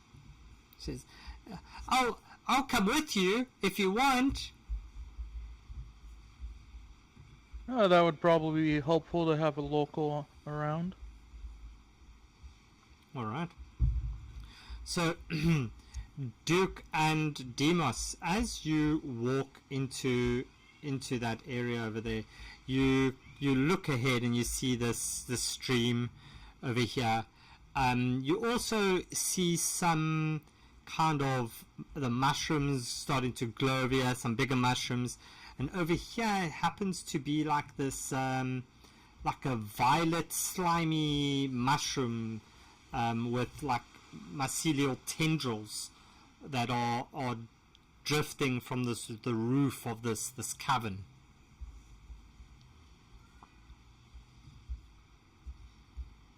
Demos is gonna kind of like, as Eritreus casts light, not realizing how close he was standing, realize his robe of eyes makes him very sensitive and actually get blinded, so he's just gonna like bump into the wall a couple times. So Just like, I would.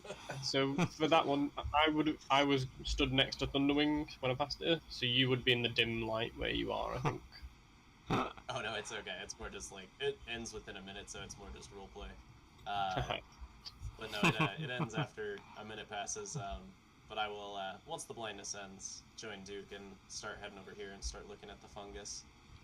And Arathis sort of looks at you and goes, I'll look out for that one. And does everybody have dark vision? And she checked with Steve. Yeah, I corrected your tokens so that you all have the relevant vision of dim light in this cave system.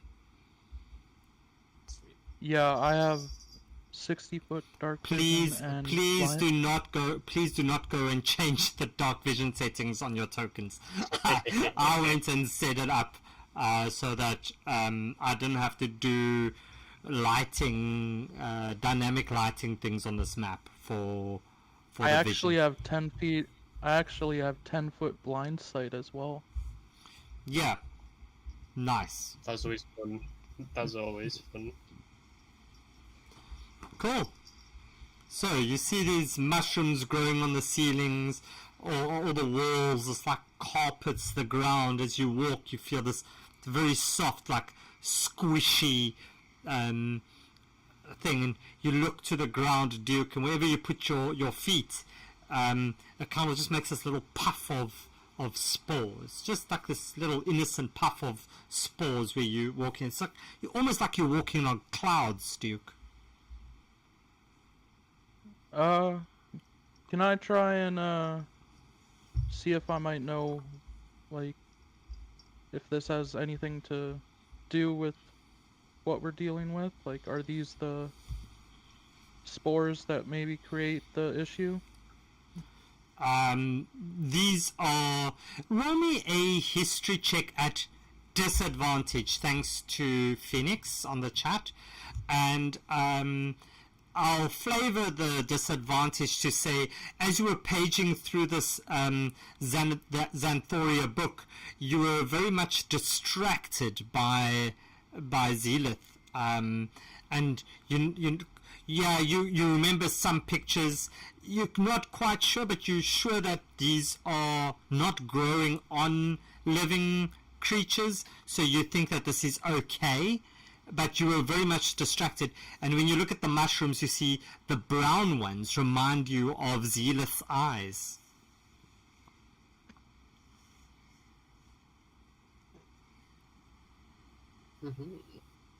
So Aratis is gonna sort of cover his face and say, "We probably shouldn't be breathing these mushroom spores. It's like any infection that you could inhale it or whatever. Should we try and protect ourselves?"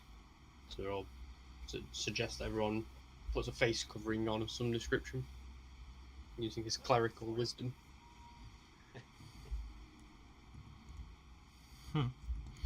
All right. Okay. Demos will pull out an old cloak that he's not using anymore that was replaced by the robe, and I'll start tearing some pieces off and to form a little makeshift mask. Cool. So you make this little makeshift mask, and you've got that. Can you roll me a sleight of hand to see if you can get this little mask made? Absolutely. I'll give you guidance. I'll help you cut. Yeah, I'll help as well. Help Fred that dude. Yeah. So Demos, you kind of you start and you just get frustrated, and you eventually just take the whole piece of cloth that you just tore off, and you just wrap it around your mouth and just tie it behind your head, and you've got kind of like a semi makeshift mask. Sorry for trigger warning, some COVID things, but you think like at the start of COVID where everybody's just using anything to cover their mouths, you just kind of did the same with like an old sleeve or just piece of cloth. You just like tied it very rudimentarily around your mouth, and yeah. Exactly what I was going for. Fantastic. Yeah, I'm going to try to do the same thing with the rest of his cloak. Okay, roll me your sleight of hand there as well, please. Sure.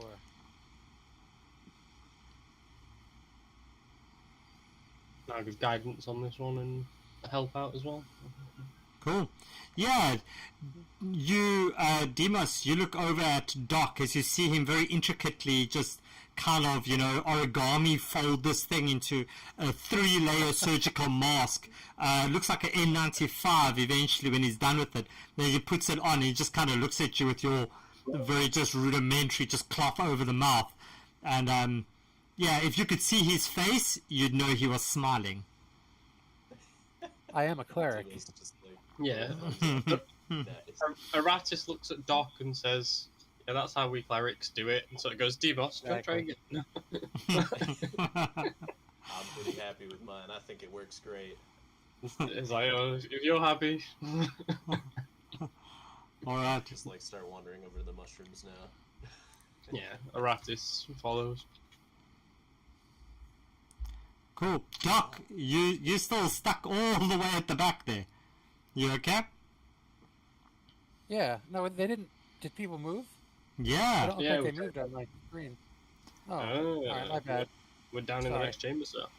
Yeah, I think Steve's... Oh, yeah, all right. Steve. Yes, Steve. 30 seconds. You too. Confused by all the dead bodies.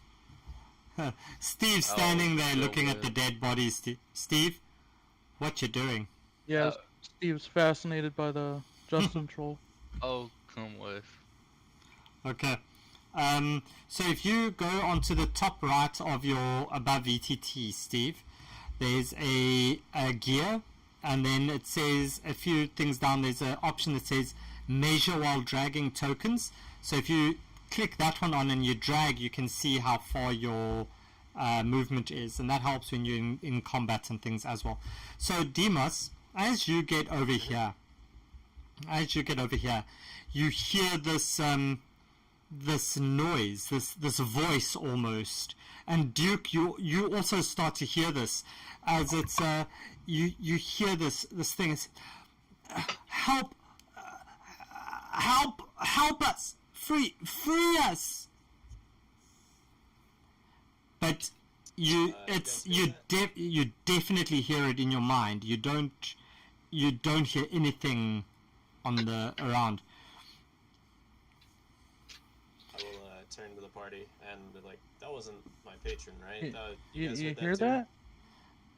Aratris, I heard something. Cool. Doc, can you roll me a perception at advantage, please? Perception at advantage. Yeah. Yes, sir. So Aratis is sort of seeing everybody doing sort of reactive stuff and just sort of prepares a sacred flame for whatever is going to come at. It's like, so you can see the sort of the gestures there, like as a reaction. So it's like a prepared reaction to attack something. Doc, as And an orc, you recognize with the 16. You recognize this as an orcish accent, an orcish voice in your head. You hear, and you also hear this: "Save us, help us." Aratris, you also hear it, and Duke, as you step forward there, you hear a second voice also calling out to you and say, "Please help us, save us." Doc, you also hear the second voice now.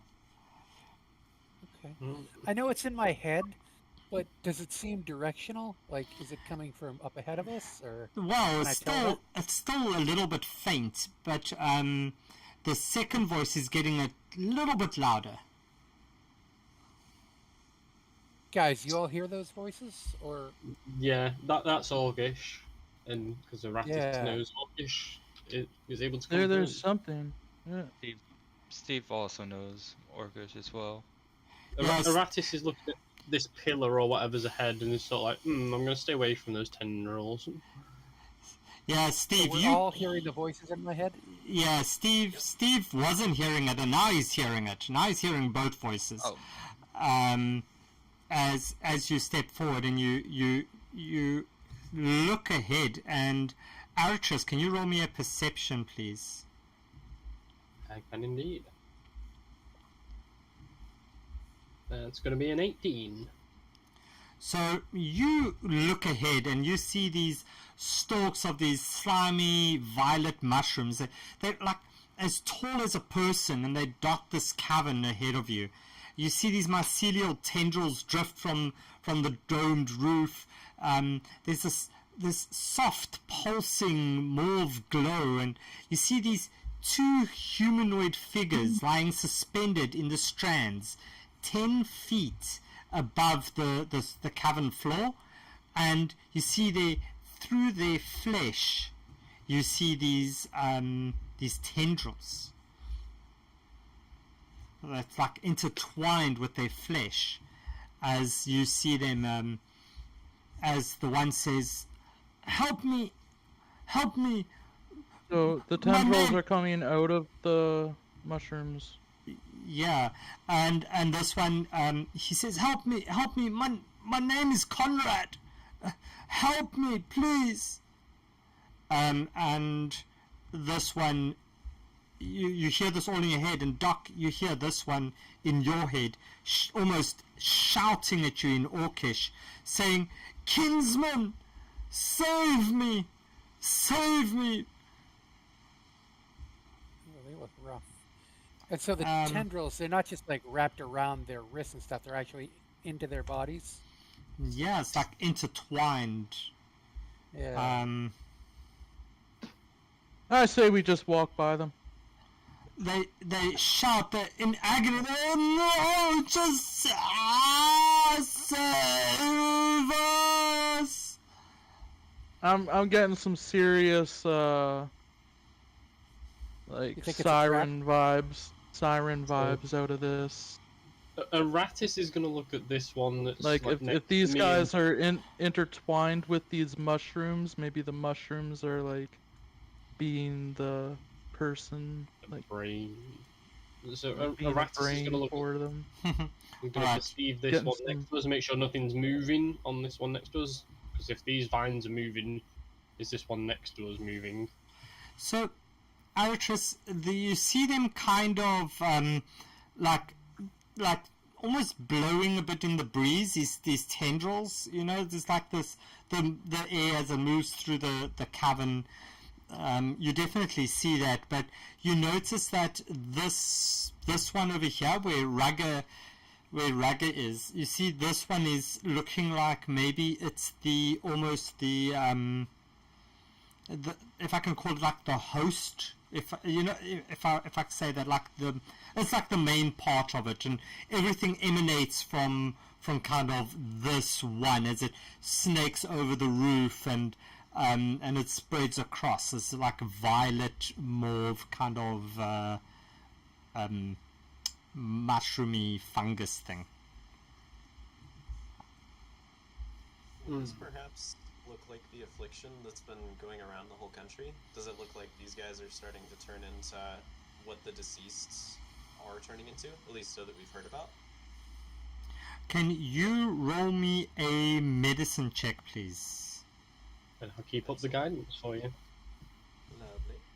That's going to be a 19, 30, 20... Right, because we saw these pictures in the book, right? Yeah. This doesn't look like that, but it doesn't look exactly like the fungus in the book, but it's looking similar to it. Can I look in the book and see if it says anything about purple mushrooms? No, you don't have the book with you. You left it with little one, because you had to. Oh, you can't take the books out of Candlekeep. Right. Okay, right. I thought Zelith told us we could take it with us. No. No, she said she'd leave it with you, and Yeah. she'll collect it later. And gave Bunny Boy a wink and left. Right. Okay. So So, Duke, is going to turn to the party. you think this is I a don't think trap? it's a trap. I don't know. I don't. I'm getting some serious siren vibes out of this. Yeah. Almost sort of like really feel good about. they're just leaving them here, communicating though. through the people that they're holding. Roll me a insight check, please. Sure. Anyone or?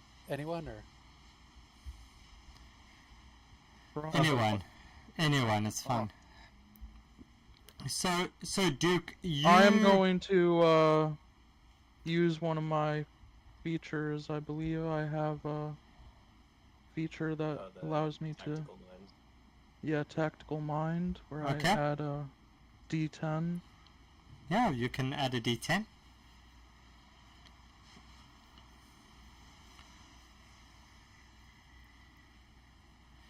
Yeah, so a 15, you look at this, and you and Doc look up at these two figures, and you can see them writhing in agony as it says, "Please, free us, release us from this torment."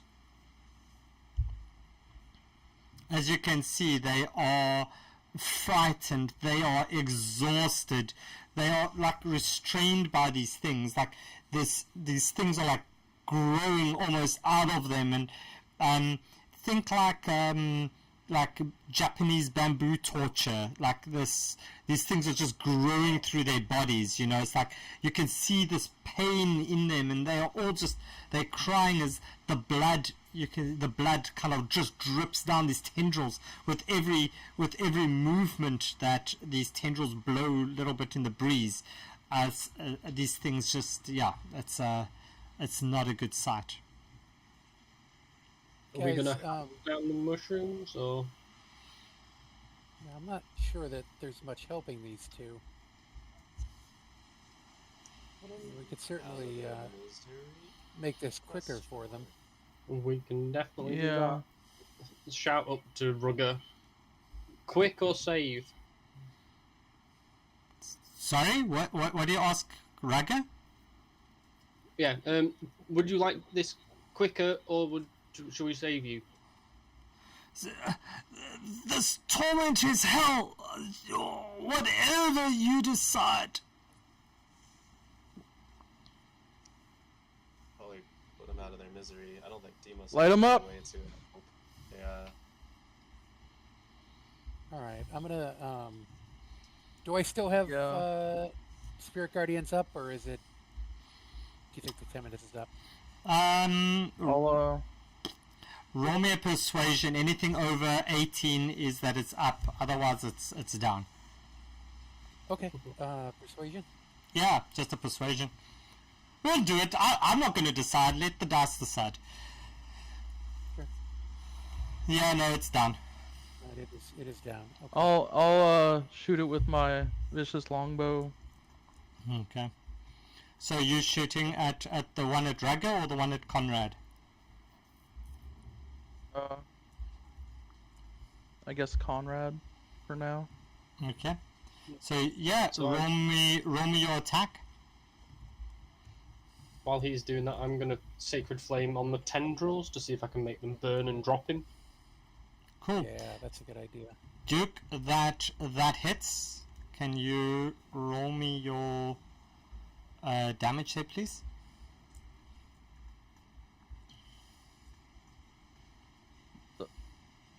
Alright. So you do 5 damage, and as you do this 5 damage, can you roll me a d6 as well, please, Duke? That's 14 though. Yeah, okay, so 14. Yeah, 14. can you... And do I save myself from? Okay. Cool. Yeah, you save yourself. And So- can you roll me a d6? Just a 1d6, please?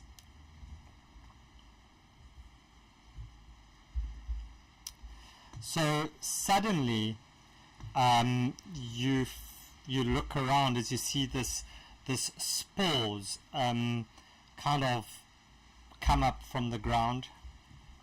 And round about here, everybody in that circle, can you please roll me a Constitution saving throw?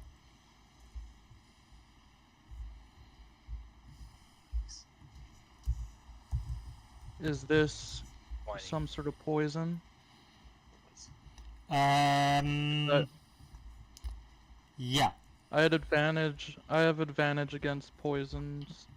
I don't like mushrooms. On Yeah, my you can pizza. roll that for me, please. So at advantage then for you, Duke. Alright, Not that it really matters. so Steve and Duke, you take half of this. The rest of you please take the full points of damage. So I take a quarter So you take because 50. I'm resistant. You take 55 points of damage, and as you do that, you look over and you hear this. You see these things suddenly start to move at the back over here. Sniper, could I use Tides of Chaos to give myself advantage on that roll, or no? Yeah, go for it. Alright, cool. Thank you. So 55 divided by 4. What is that? 5 is 11. 13.75. Yeah, 13.75, so it's 13. You round down. Okay. Doc, you also succeed, so half of that then for you. Half And of I'm it. Okay, thank you. I'm poison resistant, so I take half. Yeah. So, you look at this thing, and you are all, those of you who, you are all, So you are all poisoned for 1 hour if you failed the save. So, if you failed the save, you are poisoned. There's no additional things, you are poisoned. Done. If you passed, you are not poisoned. And you notice these things. The first one that you notice is this one. This is Can I what do you my see. damage? Yeah, well, Can I do my spell you- damage to the yeah, monster? To the, we can do that. Yeah, we can do that now. Just quick want to do this one. This other monster, this other one that you see, looks like this. I'm so sorry, the people on the stream can't see. There we go. There, and let's put the combat tracker on as well. So you see that, and you see this like bird-like mushroom thing just kind of step out at the ground, and you see Demos. You can see 2 of them, I think. Yep. Yeah, that's it. So you can do me that other damage you had on the thing. Yeah, so it was the mushroom that was holding Rugger that I was aiming for. Okay. Yep. Go for it. So Dex 18 saving throw or 17 points of radiant damage. Yeah, so it takes the 17 points of radiant damage. And as you do that, can you roll me a d6, please? A D6.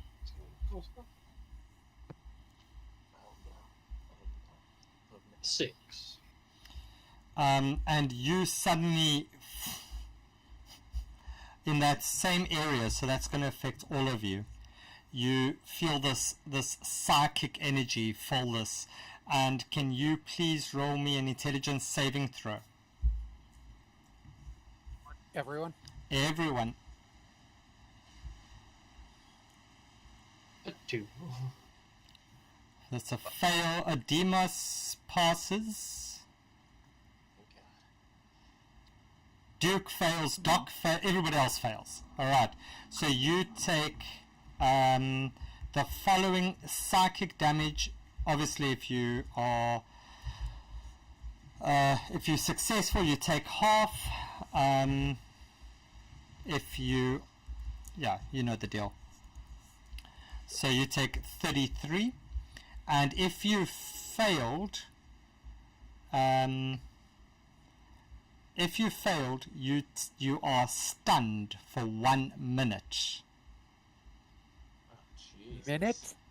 A minute. If you passed, you don't take anything and you are not stunned. So if you pass this, you don't take any damage and you are all stunned. And while you're all stunned, please roll me initiative. I'm just poisoned. Thank God. Yeah, guys, I did warn you. This is a rough one. Cool. Let's go to combat music. Dun, dun, We dun. literally can't do anything for an entire minute. No, you can roll at the end of each of your turns. I'll allow you to roll me a save again. The saving throw. Can I actually use? I'm actually going to use an Indomitable. Okay. Where I get to roll with a plus 16 bonus. Go for it. Do that, Duke. I hope it's not a nat 1.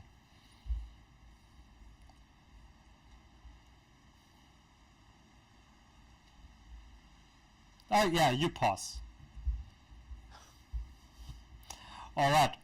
So, that being said, you see this pretty boy over here merge out of this mushroom as it stands up. You see it look towards you, Demos. Sure. And you see this beam almost of energy just come from it, and a 13 misses, right? Yeah. Correct. I'm sorry. I have Mage Slayer. I know I had something, so I'm actually going to use that so that intelligence save. I automatically pass that. Okay. It's like a legendary resistance. Cool. That's cool. So Demos, that 13 misses, and can you roll me a wisdom saving throw, please? Absolutely. 21. So yeah, nothing happens further to you.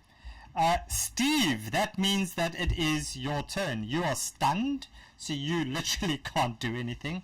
It's this orange thing's turn, and it's going to fly straight up to you, Demos. I wasn't in initiative. I'm sorry. Ah, sorry. Okay.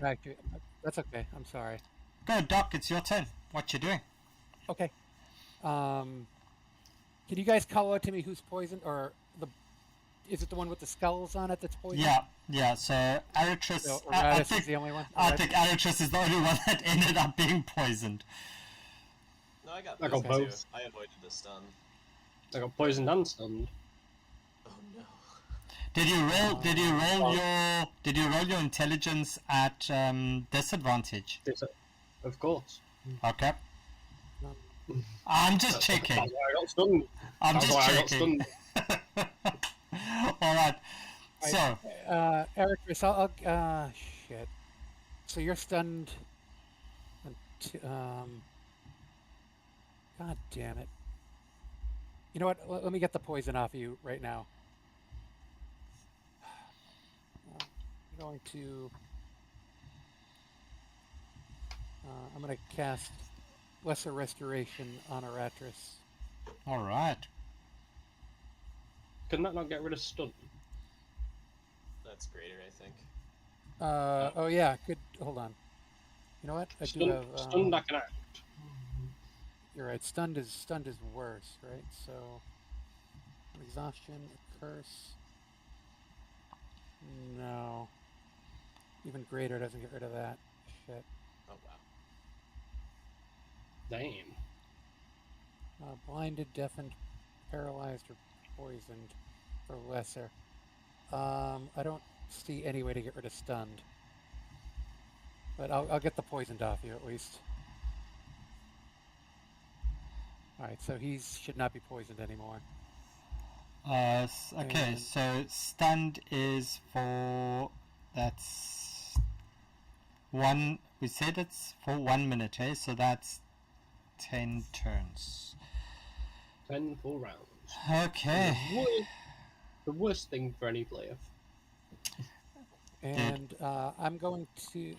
no, I can't do that because that's a spell. Shit. I guess that's my turn. All right. Steve, No, that means no. okay. That's not my turn. I'm sorry. Yes, I'm Doc. gonna... I don't know how dumb these things are. I'm going to...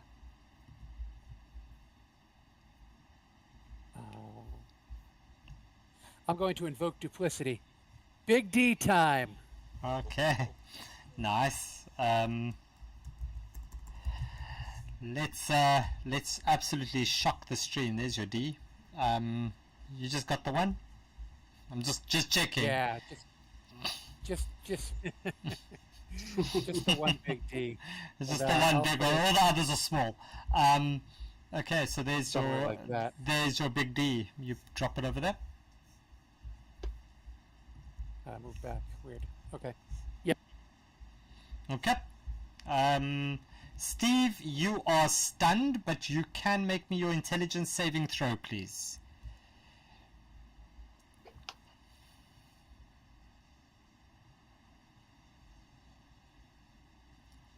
And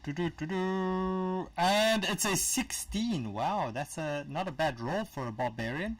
And you pass, so you are no longer stunned, Nice. Steve. So you can take part from the start of your next turn. The orange one's turn, and it's going to wisdom save throw. That's going to miss. It's going to come straight up to your duplicity. And what does it need to do if it attacks it? It's not real, so it's nothing really. It's just so- it basically just wastes its turn, like attacking an illusion. Yeah, so it attacks you and it realizes that it is a... Let's see, it's again a 14. What's your spell save? My spell save is 20. Freaking hell. Demos, it's your turn. Dino's kind of like coughing into his crappy little makeshift mask, trying to get the poison out. We'll turn around and see the damage that everybody else has taken, and kind of mutter a little swear under his breath. And I am going to cast Confusion, actually. Nice. So, I think I'm going to... I think Steve is going to be very confused if you cast that on him. Just... No, I think I'm gonna do it right here. So I'm gonna get the blue guy, the orange guy, and Conrad. We'll need to make Wisdom 19s.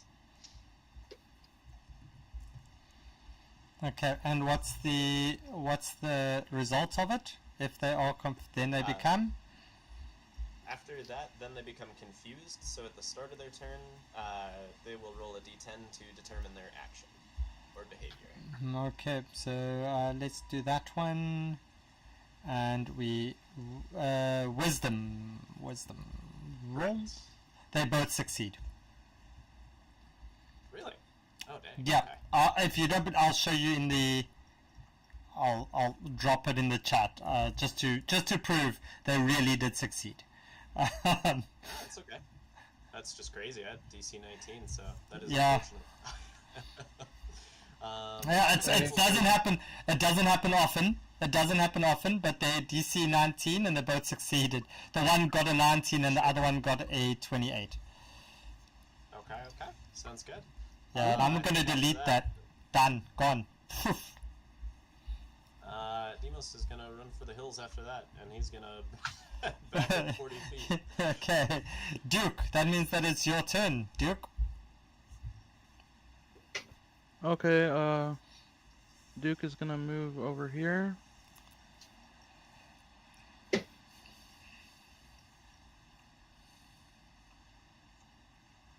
Oh, back there. He's going to use know your enemy on the bird guy. Okay. On Big Bird. So as my bonus action. Yeah. So you look at this thing and you notice these growths growing on it. You can see that essentially it's probably not going to be the poison's not going to do much to it, right? And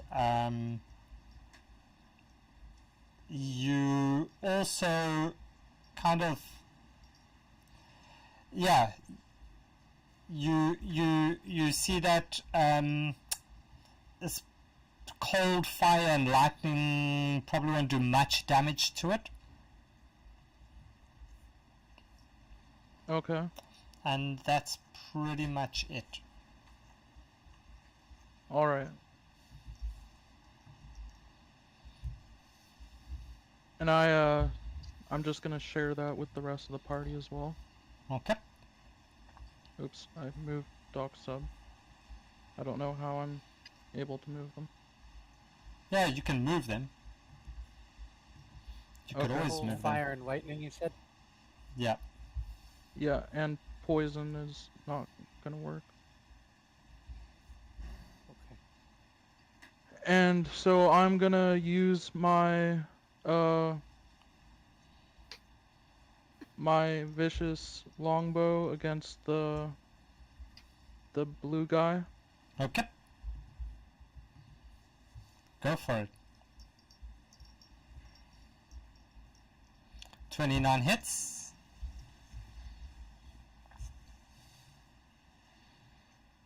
Nine points.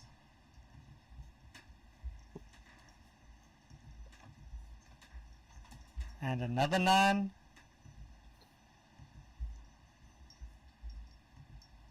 Okay. Here's my save. 20, nice. Alright. And here's my second shot. The That hit? second one misses. I just dropped an And- advantage. I don't know Yeah. if you can use it on that one. The third one you can use your advantage.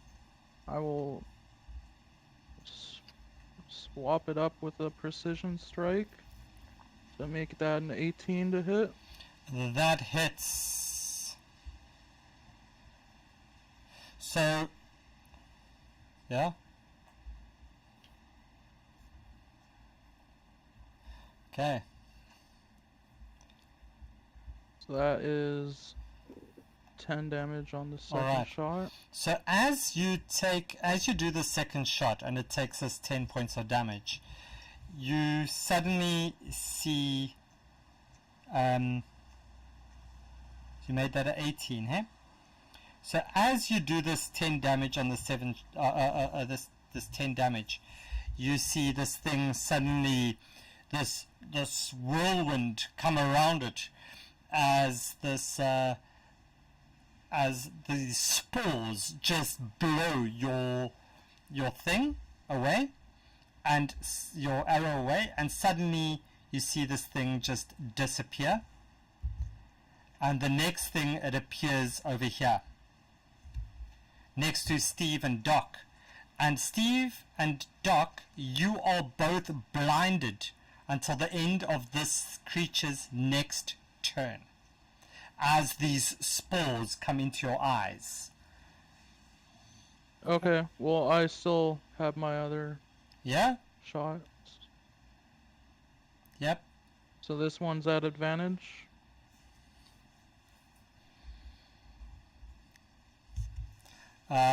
That one, the next one is at advantage.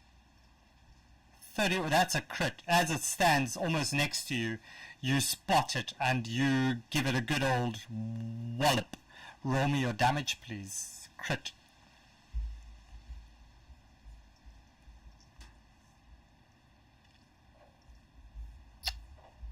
Thank you, 15. Rocket, for that advantage. And we haven't had a nat 1 yet from one of the players. Okay, so that's 15 points on the first hit.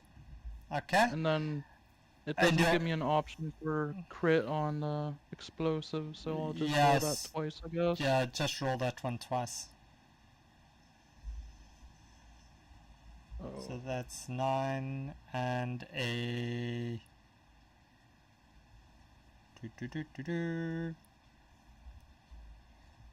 6. Nice.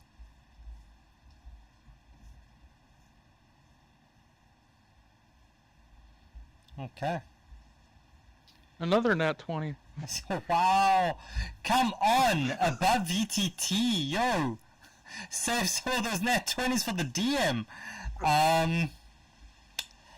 Okay.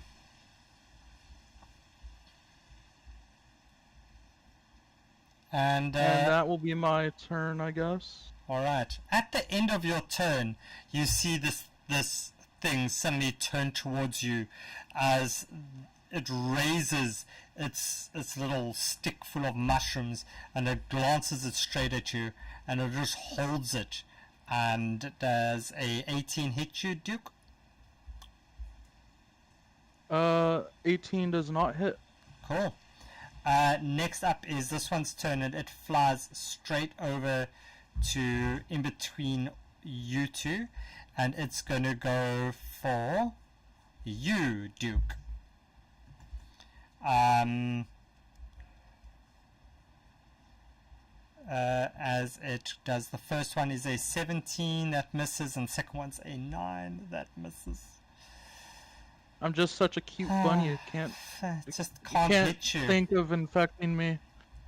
Aratris, you are stunned, and you don't get to do anything except roll me a saving throw there, please. So I'm gonna have advantage on that one. Is that from the thing? Do I redeem that? Does it come through? Yeah, no, it's I was gonna use the Twitch thing, but it's not doing it. Does it not come through for you? Do you have enough? Do you have enough Glitterbeards? I've got 760, but it's coming through and saying out of stock. Ah, it's out of stock. Damn. It means it was used too recently, I think. Right? Yeah, I think it's going to refresh. It's going to refresh in a few minutes. So Aratris. Standard saving throw. And then so I don't know how you do it, but because I've got my 3 skeletal familiars, I normally have them after the player, so they just act, and their basically default is always defend me. Okay. So you want your it's just plain skeletons, right? Yeah, just 3 plain skeletons. And my saving throw is 18. There's your 3 skeletons. 18 on the stun saving throw. Nice, so you're no longer stunned. Good job. Okay. Awesome. It's top of the turn, it's the blue one. And the blue one's gonna go for I'll just do my 3 skeletons if that's alright. Because they'd act automatically. 2, so that's for you, Steve. Dude. And you suddenly feel this punch again. Oh shit. Sorry. It takes. That's a 29, so that's a crit.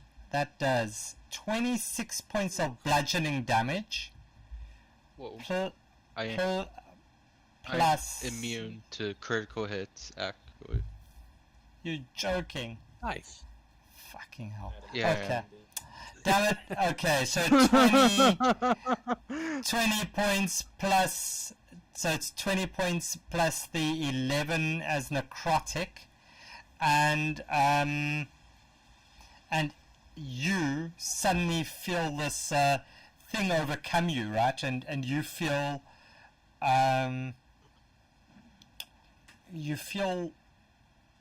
if these spores have entered you, essentially cursing you. So you are essentially cursed, Steve. So what was it, 20? Just 20 damage? It is 31 damage to you.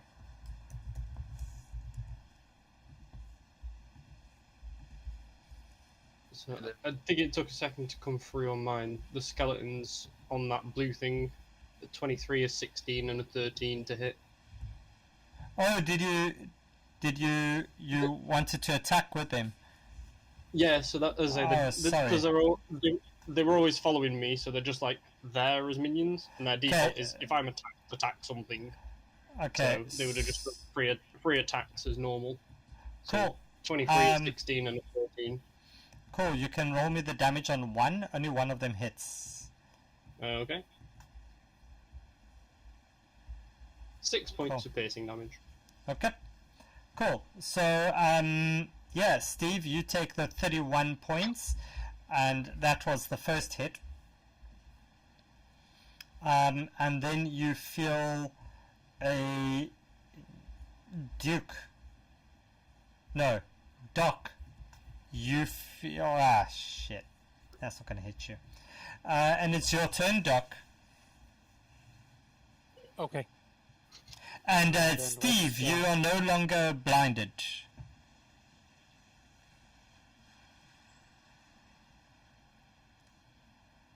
So Steve's no longer blinded. Blinded either, right?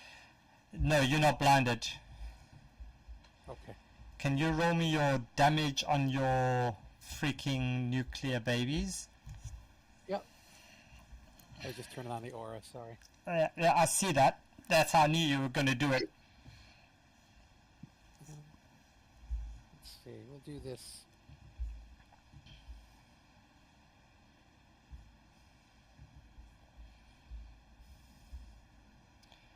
Cool. So, can you roll me, Doc, while I'm busy rolling for these other ones? Can you roll me a d6 there, please? Can I... Well, question before I do that. Yep. I'm going to do something else on my turn. Can I do that first, or no? Oh, you're doing nuclear fairy? Yeah, but as you've put up your nuclear fairies, right? Yeah. Yeah, so then roll me the d6, please. Throw it now? Okay. Yep.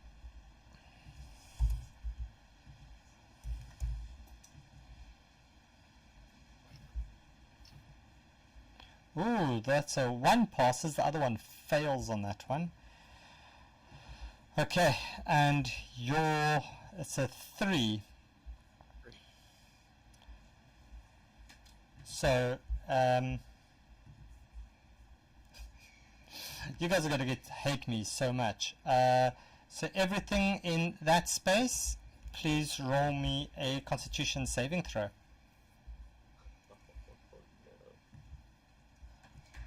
So is it any time they take damage, or?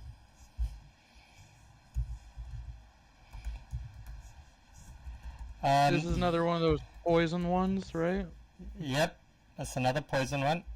And the I damage... guess my question about the timing, DM, is the thing I was going to do with my bonus action was teleport. So can Yeah. I do that before it lands or no? No. So as you hit Okay. this thing, this effect will happen, and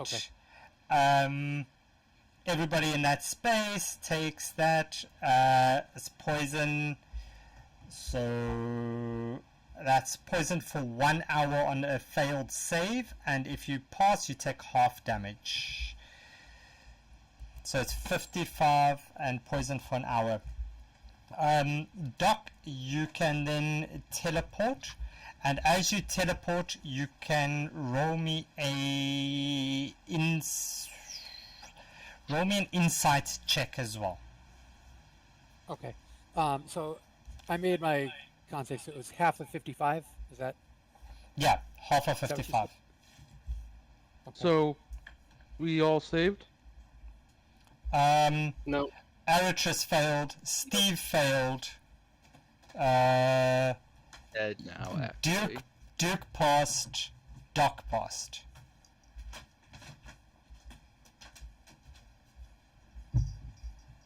I made my concentration. Yeah. Okay. So you keep that one up. Roll an insight check, you said? An insight, yes. I think that means Steve is down. Steve, you down. Okay, so I take 13 damage again because I'm resistant to poison.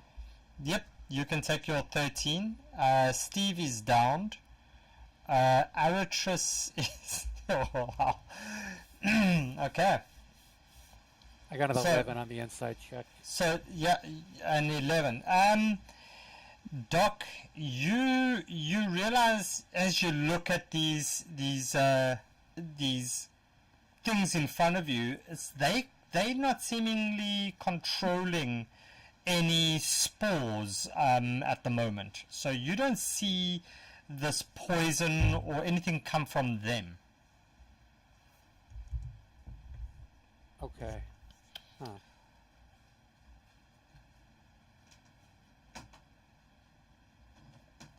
And thanks for the follow, Lucy. I'm sorry that that you followed in time to see Steve downed. All right, so you swap with the big D, and I swap with the big D, and I'm also gonna move. So I need whoops, no, not that much.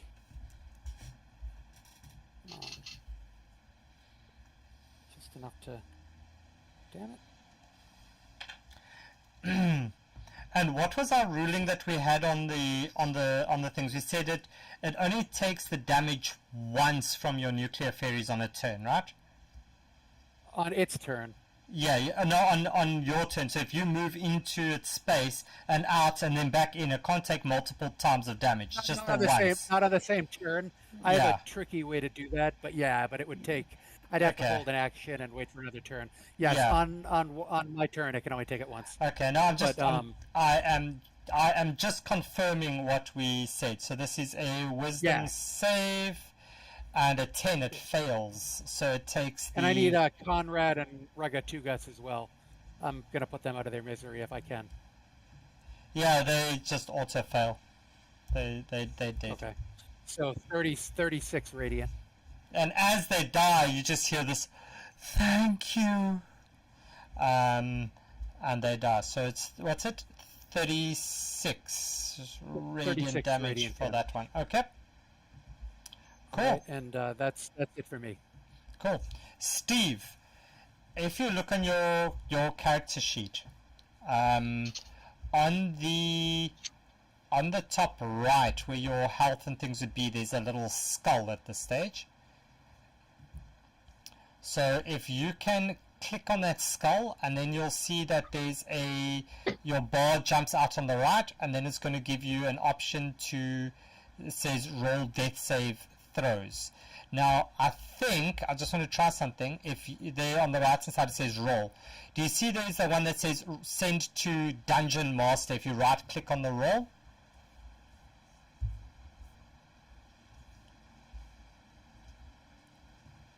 Steve? What? So if you right click on it and you say roll, just select Dungeon Master before you click roll on your death save, please. So you all see Steve just collapse down to the ground. You just hear this clatter as his weapons just clink to the ground. And yeah, next up is, and we will deal with the death save in privately between us and not with the rest of the party in the know. Next up is this orange one, and Doc, it's going to come fly straight up at you, and it needs to make another wisdom saving throw because it started in that thing, right? And it No, does only so, if it ends its turn there. if it ends its turn there. Well, it's going to roll a. It's going to. Okay, so it's going to. Okay, that's fine. It's going to attack you then. Actually.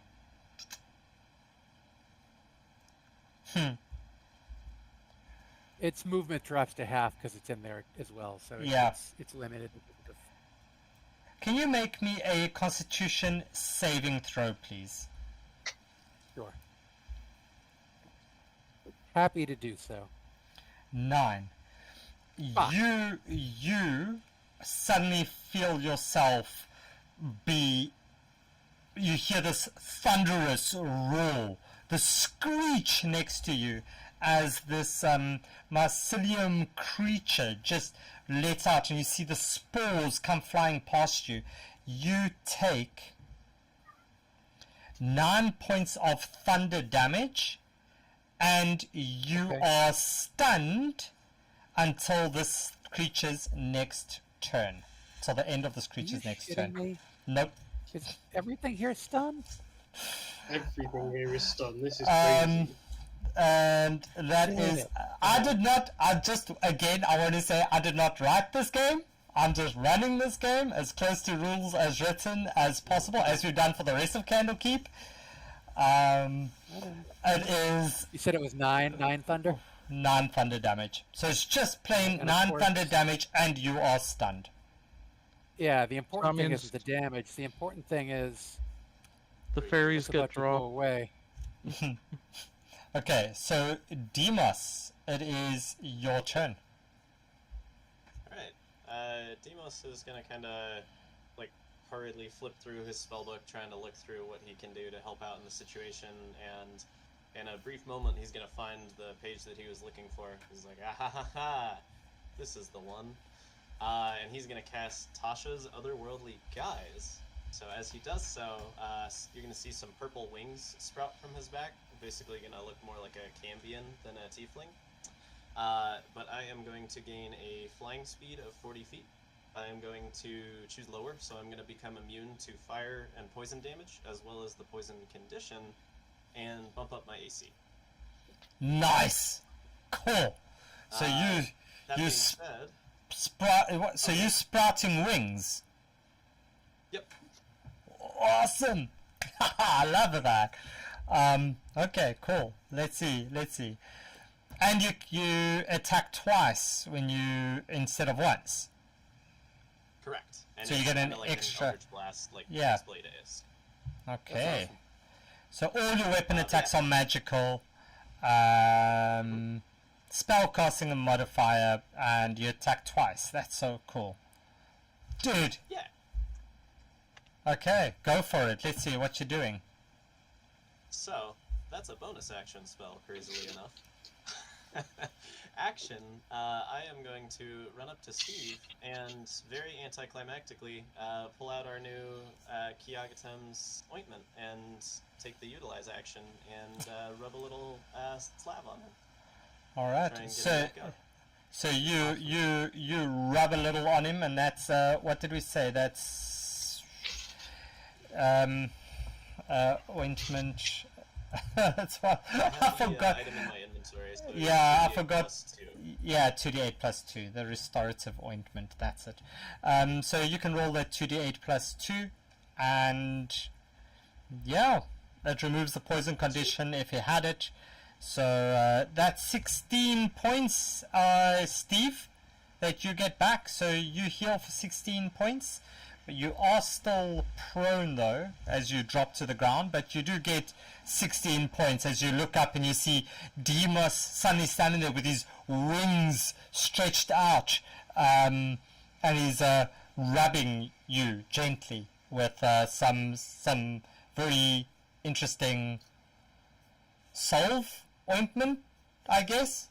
Yeah. Salve. I like Yeah. that for it. Okay. Truly a happy ending.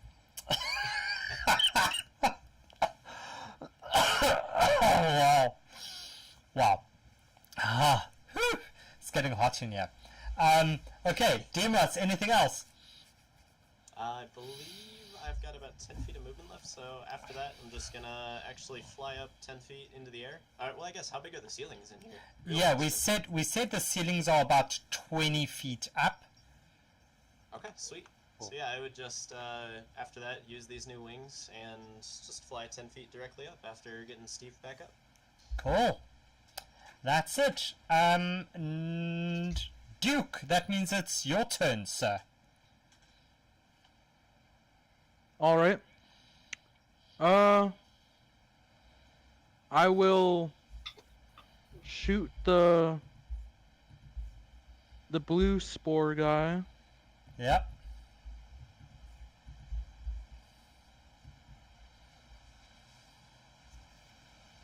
Wow, he's still not bloodied, eh? No.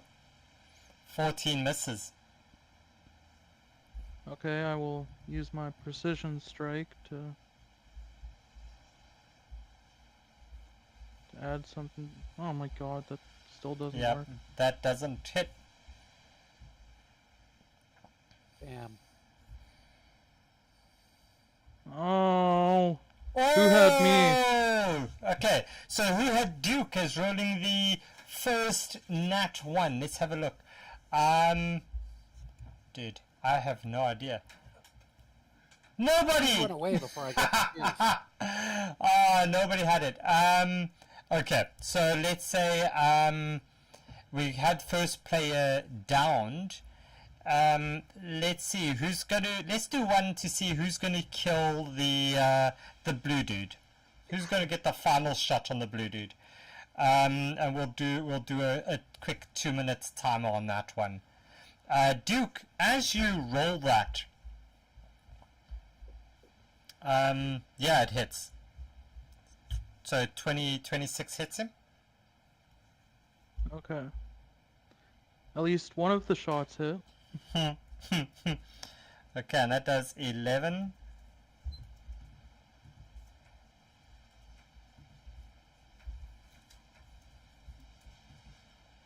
Okay, and an additional 4. 4. Alright. And what's my save?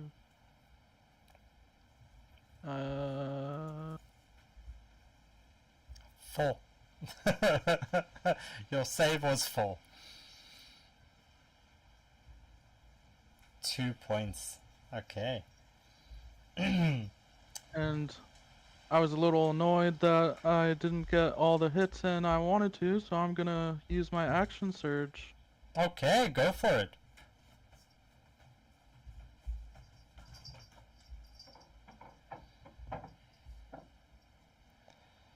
Alright, so the first one hits.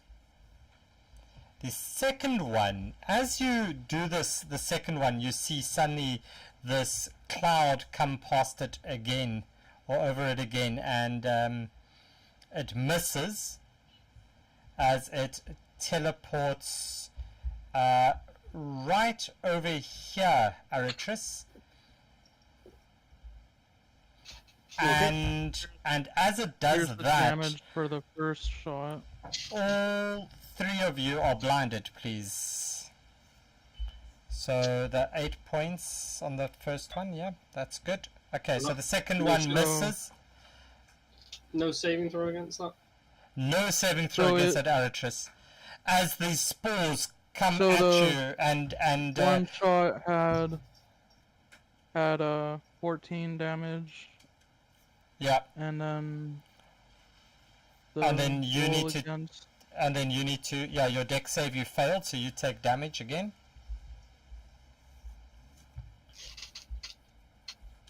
So that's Row. 2 points. And I have one more shot.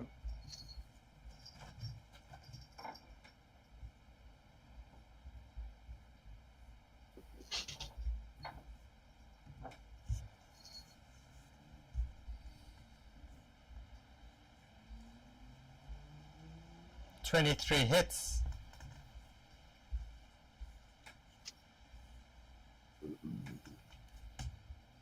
Nine. Okay.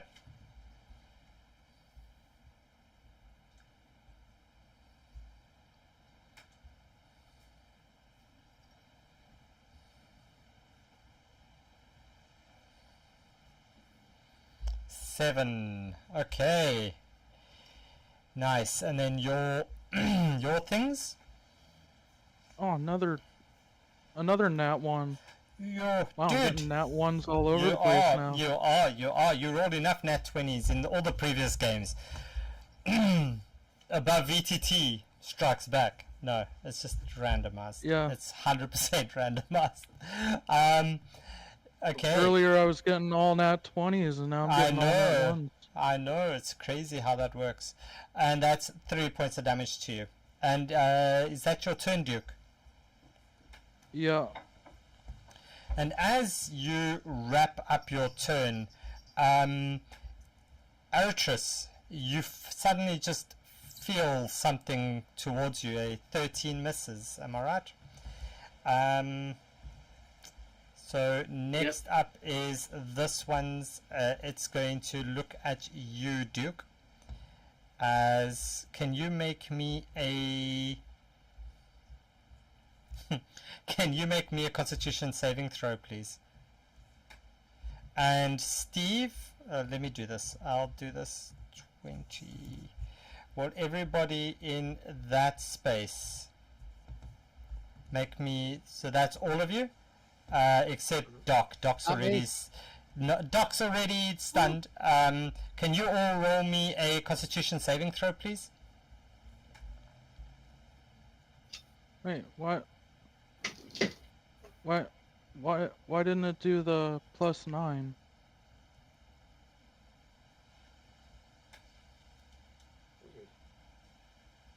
Okay, so Demas, Aritris, Steve, you pass. Duke, we're just waiting for yours. Oh, I feel that is lame. Oof. And Duke, you suddenly feel this thunder damage take over, and you take 6 points of thunder damage, and you are stunned. I'm going to use Indomitable again. +16 to my saving throw. Okay, so you are not stunned. Aritris, it's your turn. You are blinded. You are poisoned. So I say to everybody, and this is what I was trying to fucking do before all that stupid stunning, and an aura of purity radiates out from me. Okay, what does the aura of purity do?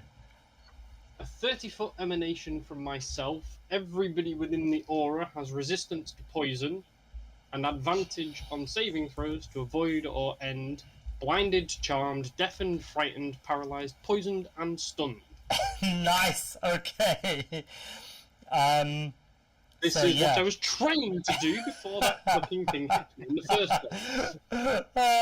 Okay. Cool. So I am going to move a couple of steps this way to get Doc in that area, aura with me. Thank you. So he will now be in the edge of that aura. Oh, so as you do that, Aritris, can you roll me your choice dexterity saving throw at disadvantage or a strength saving throw at disadvantage, please? So can I have help from my minions to cancel that out? Because both of them are going to try and grapple the guy in front of me. They are blinded, so I'll give you. I'll give you a flat roll. Do me a flat roll on your dex or strength save, Okay. please. Crit. Yeah, you get away without this thing getting an attack out on you. Yeah, okay. So now that I'm away from everything, I've just sort of moved a few steps.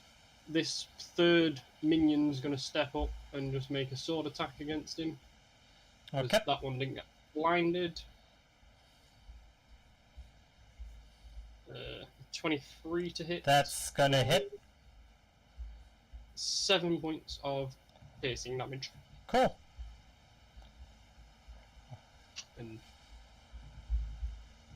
And then end of my turn, I get to roll to get rid of the blinded.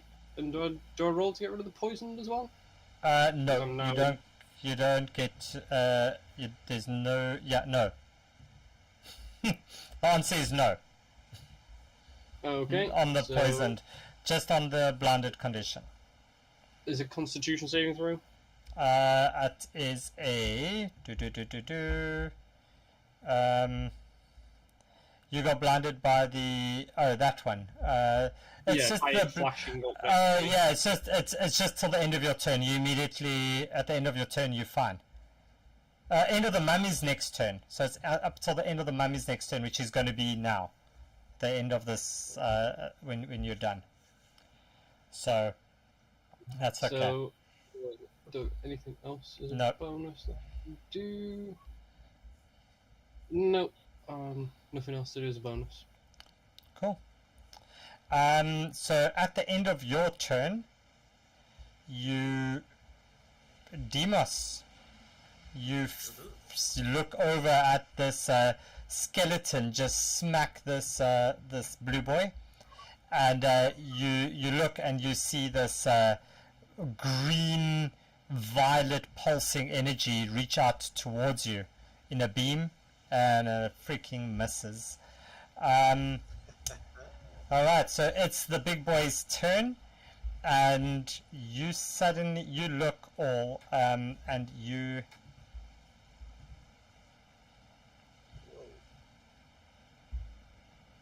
in that space. So in that space, you see this swarm of like mushroom covered locusts just fill this sphere as the area is now difficult terrain. So can each creature within that space make me a Constitution saving throw? And is that including the... That include the bird? I'm assuming? Yeah. Yeah, that will include the bird.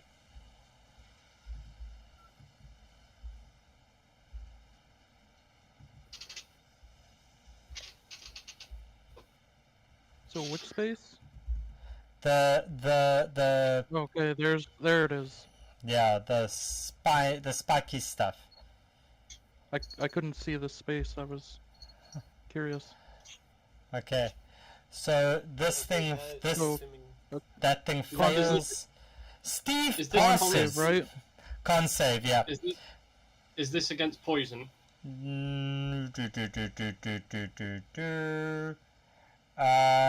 No. Okay.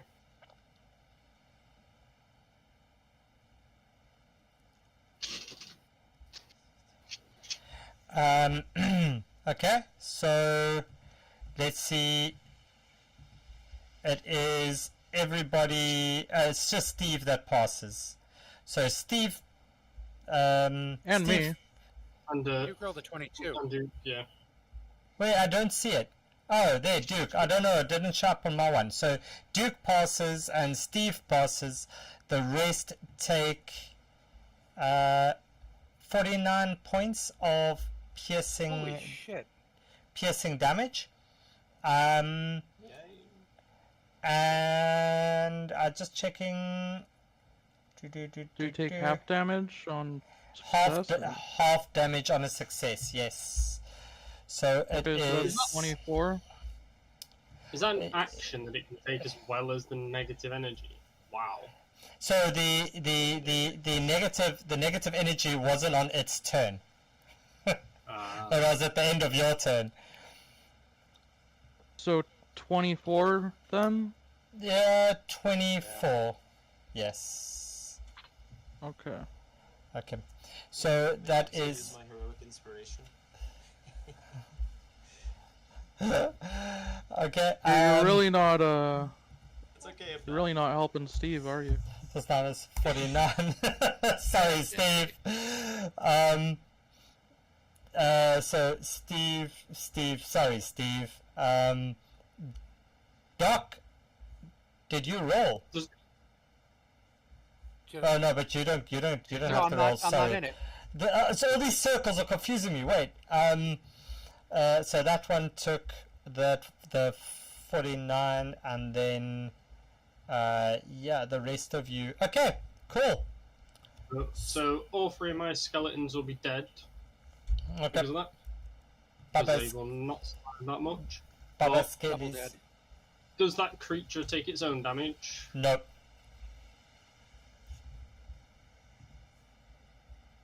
Okay. It does not take its own damage on that one. The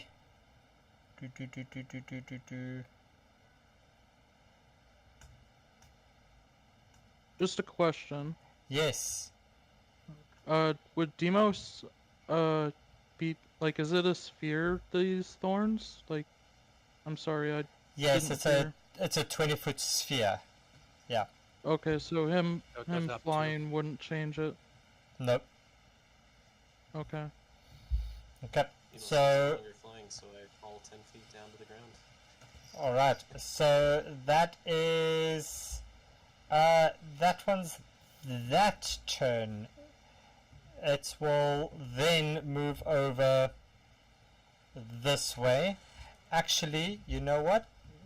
Let us be fair on this one. Con save. It fails. It's also going to take the 49 points of damage. Okay. I'll be fair on that one. Alright. So, Doc, that means it's your turn. Yeah, so I'm You- stunned. You are stunned, Do I but get a save or do I just have to wait? you just have to wait. You are on your turn. You will get back to. With advantage.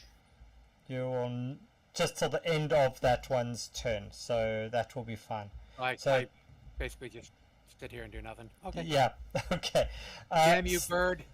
Steve, can you roll me your death saving throw again, please? And can you? So when you open up your sheet, top right, click on the skull, and then right click and say share with on the thing that says roll. You say share with DM only. Roll to DM only. Yes, I did. Okay.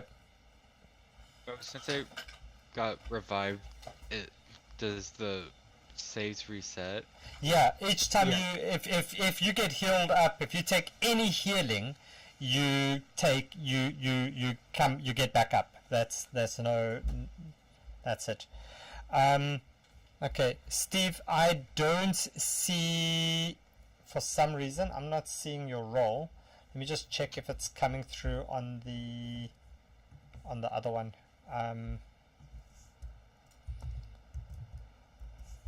For some reason it's not pulling through. Sometimes this happens on the VTT.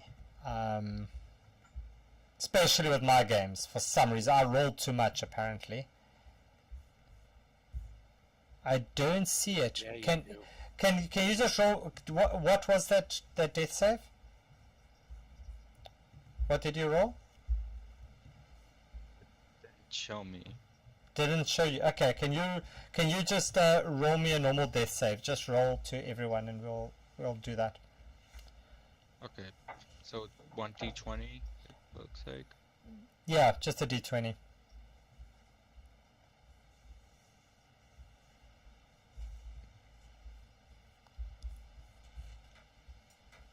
There we go. 11. That's a success. All right. Next up is this Vrock, and it's going to.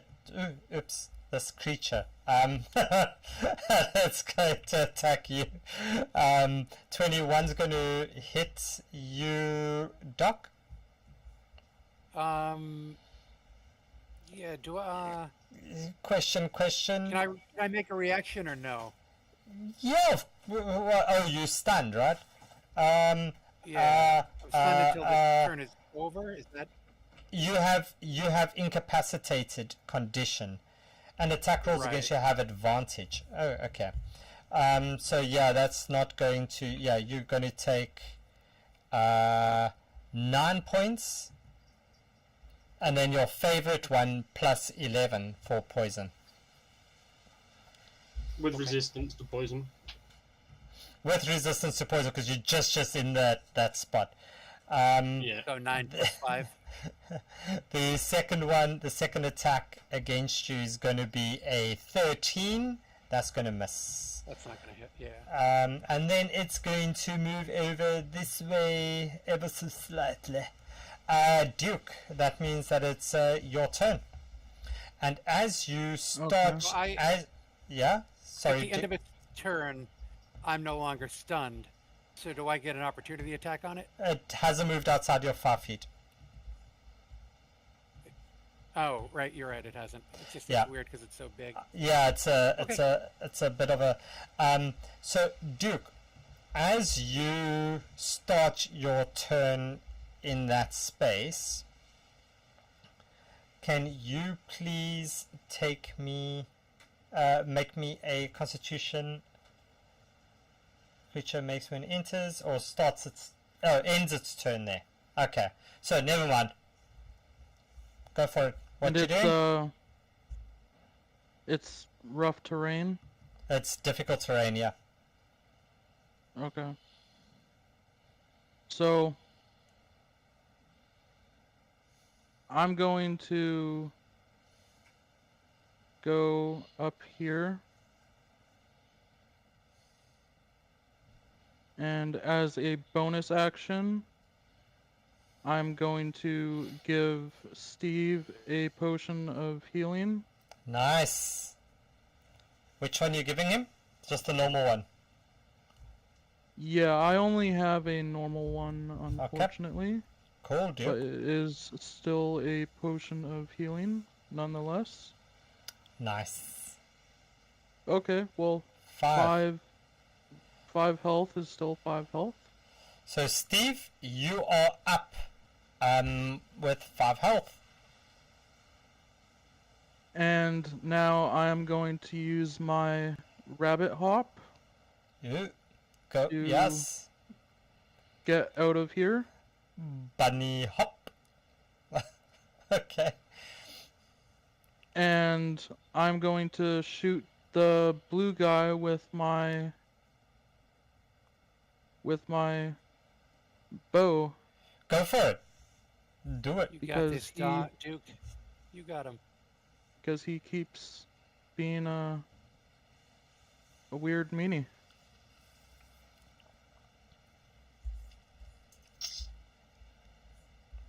With your bow. You attack him with your goose shifter. My vicious longbow. Yeah, you just use go your... for it as you do. You're using your goose shifter there for some reason. What? I don't know. For some reason it was Is it the same modifier though? No. What's your For modifier some on your reason, bow? It's 11. plus 2. Yeah, okay. I don't so know why it's lagging up a little bit. No worries. Roll me your damage on your bow. So that's 1d8 because that's a d6 now.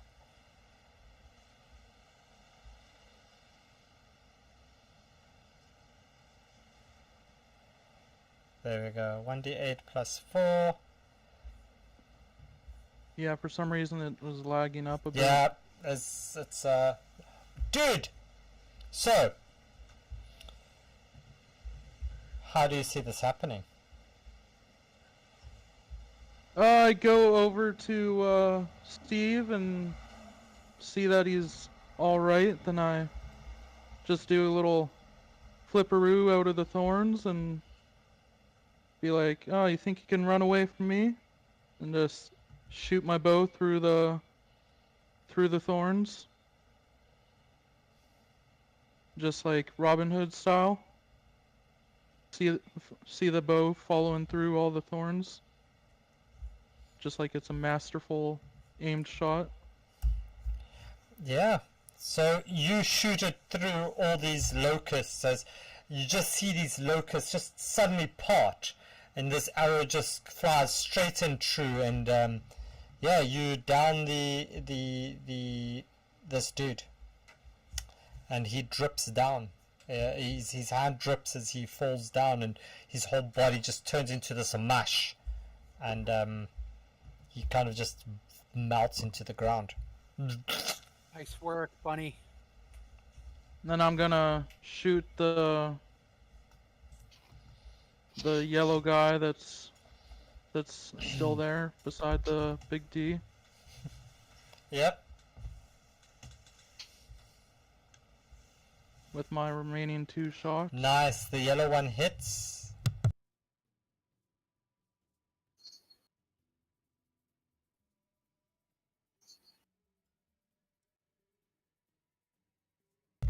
Ah, okay. So we had the votes go for Aritris to kill the blue dude.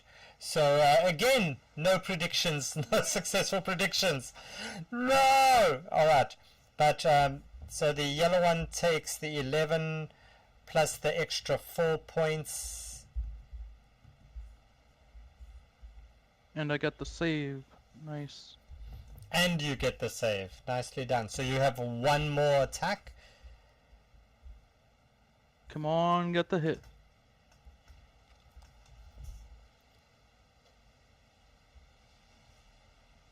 Come on, vicious longbow. Yes, that hits. Nice.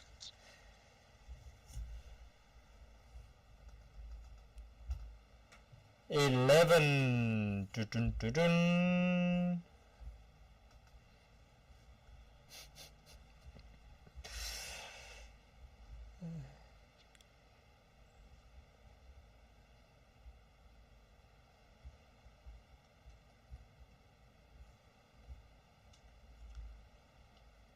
And 8. Okay. 8. And here's my dex save. Or not, you know. We'll just roll that. See what kind of damage I do to myself. If it would roll. I don't know why it's not rolling. It's getting Oh, there it goes. it's gonna get there. I guess it's because the States is awake. That's 4 points. So you do Okay, yourself and 4 points of damage. I'm going to do a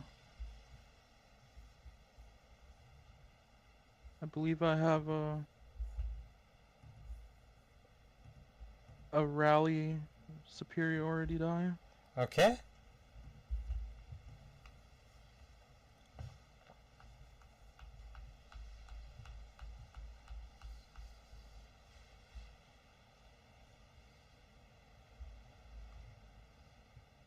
Which is where I can expend a superiority die. Oh wait, no, that's a bonus action. Okay. Sorry, I already used my bonus action. Cool. So Duke, that's then any movement from you? No, that's all I'll do, I guess. Alright, Demos. Mr. Flying Demon Dude. Yeah, what you doing? I guess first question, what's your ruling on fall damage? Is it just 1d6 per 10 feet? Yeah, it's no what. longer flying, dude. I lost my concentration. You were 10 feet up. Yeah, you take a d6. Okay. But you know what? No, not even. Can you roll me a dexterity saving throw? Yeah, absolutely. Yeah, no, you take the damage. So you take the 3 just points. take a little ouchie. Yeah. So as you kind of you catch your heels and you fall on your bum and you fall on one of Steve's weapons and take 3 points of damage. And then after that, I'm going to reposition and use my last spell slot, try and go a little offensively this time. And Okay. I'm going to cast Witch Bolt on the orange one over here. Nice. Okay. So that is going to be, if the roll will show up on my end, 13. 13 misses. Most unfortunate. Very unfortunate. Damn, that's all my spells too. That was 20 feet of movement. Run for the hills. Ah! That's what it does. Okay. Aritris, it's your turn. Oh wait, Yeah? that's not all that bad. Even on a miss, I start concentrating, and it does form a link between me and him. So bonus action on future turns, I can deal the 1d12 damage. Cool.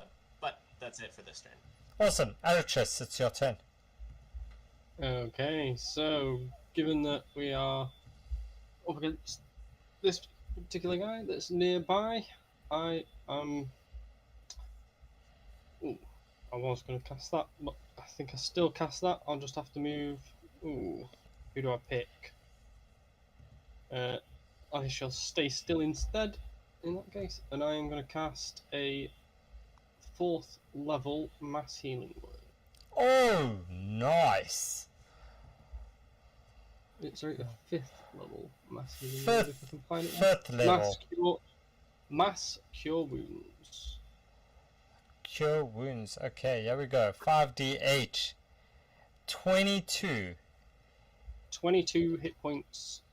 You get some healing, and you get some healing, and everybody gets some healing. Are we all in that? So I would have liked to have said DMOS was in it, but that depends on what the DM rules. As he was stepping away from me. No, As he he's was out. moving. He's out of it. 20 What's points, the- 2 points. What's the range on that one? It's 30 feet. Sorry, 60 feet actually. So 60. he is in it. Yeah, so he is in it. Okay, He is in it. 60 feet. nice. So we all get 22. 22 HP points. You all get 22 points of healing. Yes. Nice. Yeah. Have I done it correctly? Yeah. 5d8 plus 4 healing. Then, as a bonus action,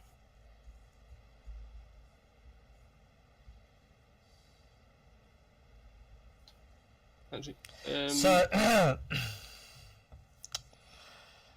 yeah. I want to move. I want to get away from this thing, but I can't. As a bonus action, I'm going to summon my spiritual weapon at the third. Oh no, I can't do 2 level spells. Ignore that. No, no bonus. And movement-wise, I'm just going to come over here a couple more steps.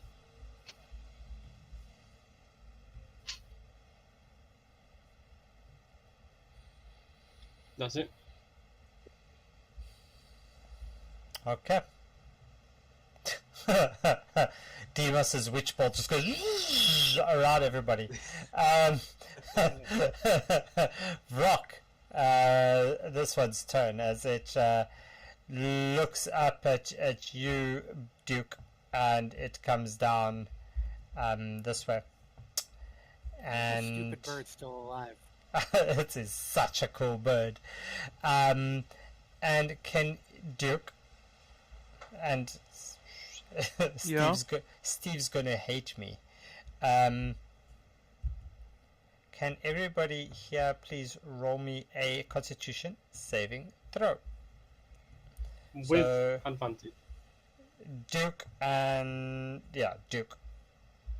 Duke and Steve, with advantage, you can make me the saving throw, please.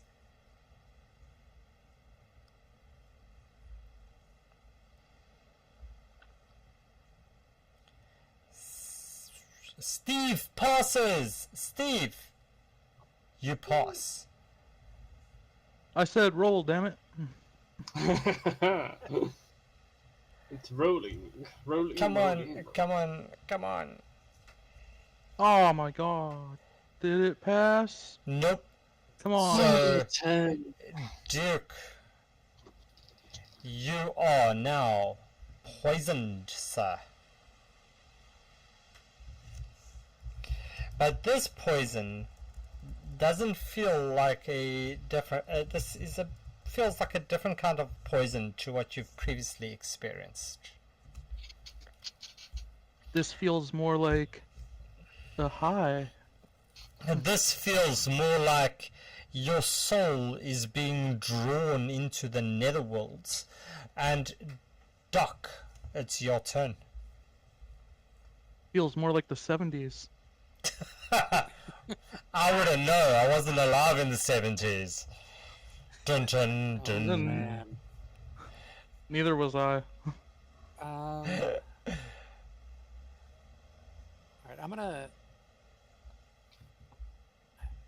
What am I gonna do? I'm going to cast Toll the Dead on the yellow one. Hopefully put this one down for good.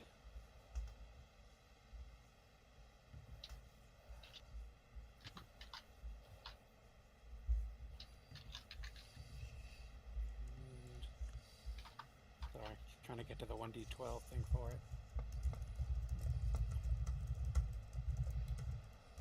Where the...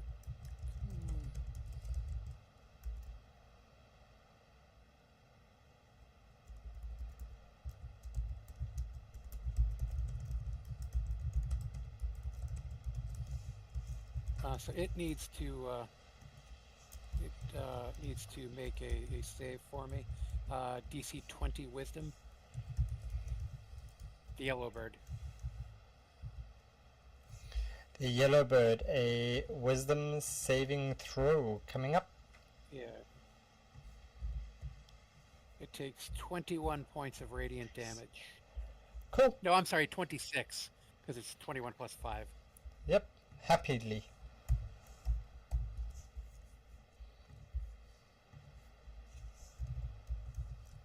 It's still alive? It's still alive. What the?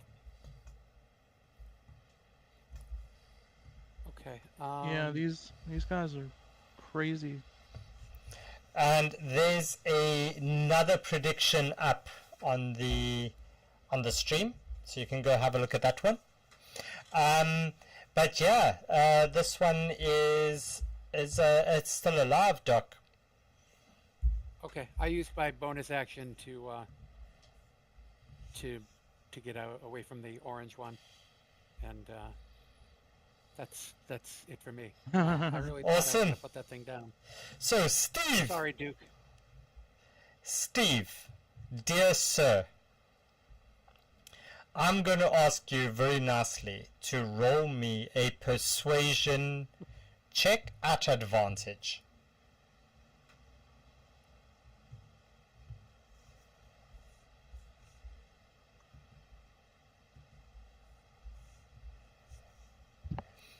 Freaking hell.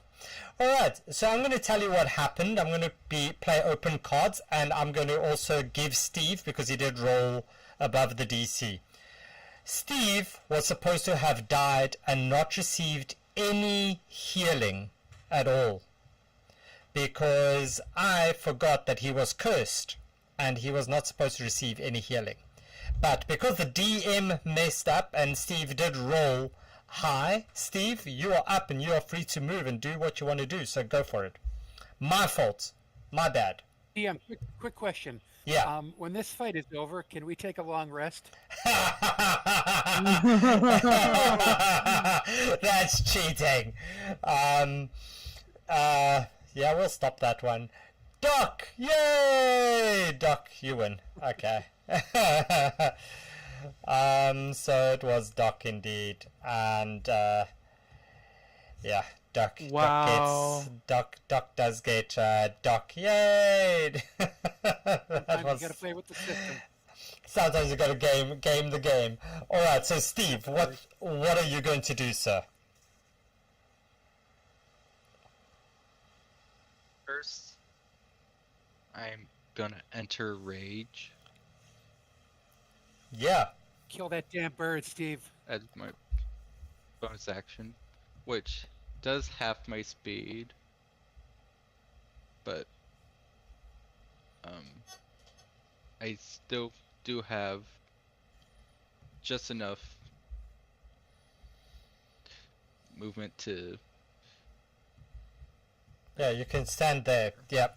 That's more Well, than. it doesn't have your speed. It lets you add it. Like you Jump can move. off. Yeah, and yeah, your you speed is get. part of it. Oh, You gain movement. Yeah, you actually gain. You actually gain speed. But go for it, Steve. So you've got that. You are raging.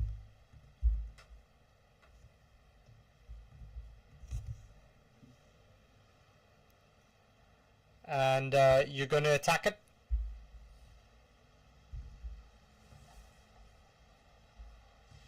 yep. Okay. So roll me your attack and let's see what it does. What you're going to attack it with.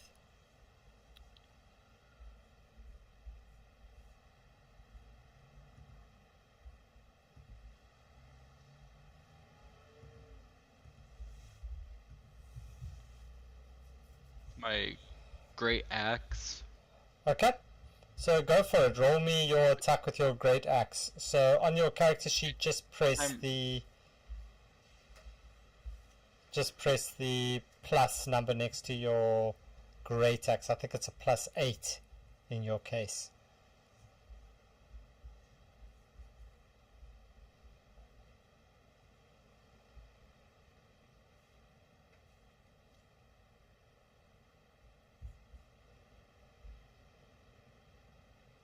Where's this?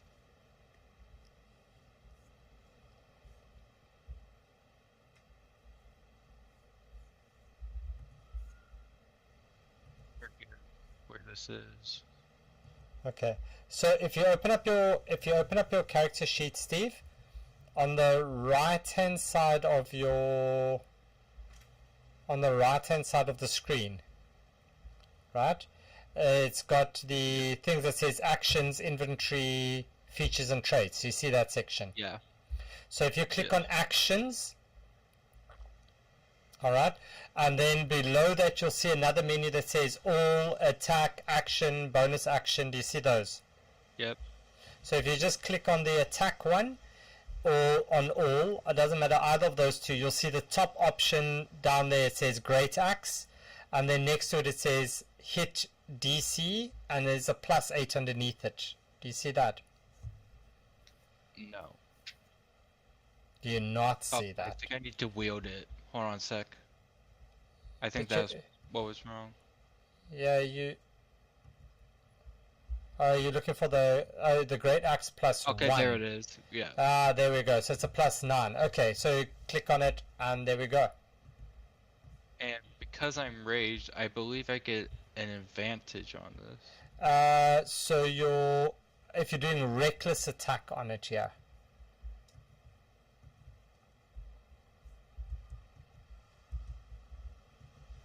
So I think that's on with the barbarian. You don't get an automatic advantage. You have to recklessly attack to get it. But go for it. You can recklessly attack it.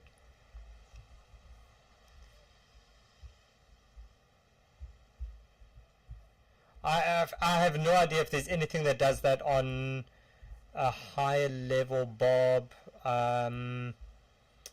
You've got intimidating presence, you've got rage.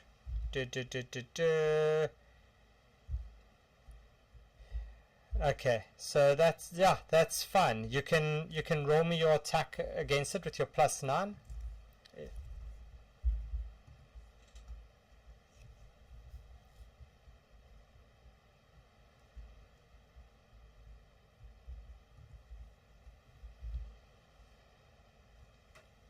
Steve, you need to press the +9 there for me, please, next to your Your great axe. And if you do use reckless attack, you do There an we additional go. 4d6 damage. So that's 12. That's going to miss. But you do have one more attack. So you can again. You can do it again. That 19 is going to hit. So you can now do the damage next to it, the 1d12 plus 4.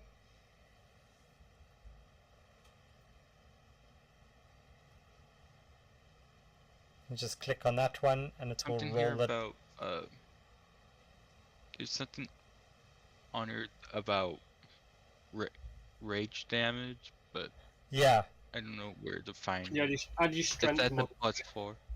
So you a straight up barbarian. It's a +4 on your thing. So what I can do is, you see at the top there's a thing that says AVTT roll settings, and then a drop down menu that says roll buff or debuffs.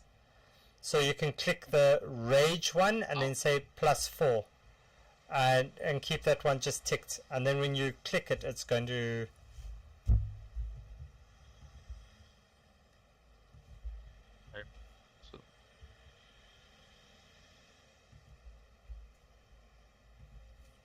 So there we go, it's 10 points of damage.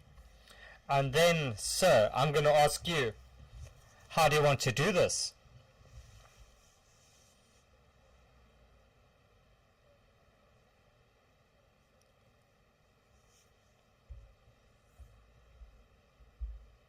Steve, how do you see this happening? What specifically? Yeah, you've killed this creature, so you chop it with a great axe. Do you have any specific way that you want to describe it happening? No. No, you just chop it, and you finally chop it up into a good old mushroom, sizeful mushroom stew, and it lies there dead. Nicely done. Anything else that you want to do, Steve? I don't think there's anything else I can do. Okay, you've got some movement if you want to move some more. Yeah.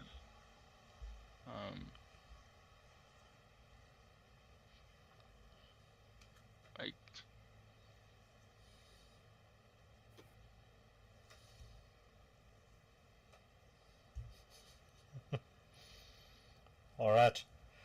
Cool. So you can think about that movement. Great. So you move that way. Duke, that means that it is your turn.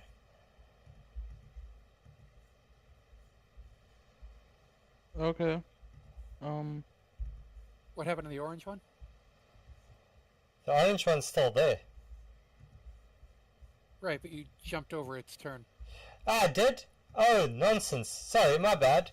The orange one's going to step up to Duke, and he's going to...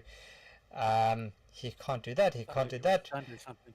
But it doesn't have any of that. So the first one's a 15, the second one's a 18. Does the 18 hit?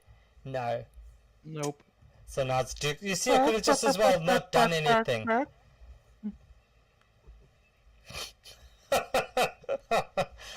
Dude, you're just one big chicken, aren't you?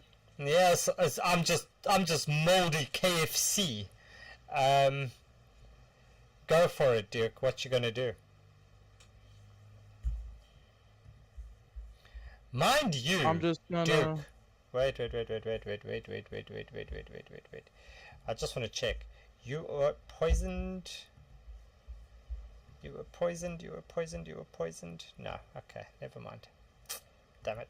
Yeah, did you say that stopped with that creature or whatever? Yeah. Alright, so Duke, it's your turn. Okay, well, I am going to use my aberrant coup shifter, I guess. Okay. First time I hit it, looks like a chicken's head. Second time I hit it, looks like an emu's head. So you're doing that are you doing those at disadvantage? I'm using the goo shifter. Yeah, but it's a disadvantage Poisoned. because you're poisoned. So the first one's going to be a 16. So that's going to hit anyway. But your other one's at disadvantage, please. Your next two. Okay, sure. Okay.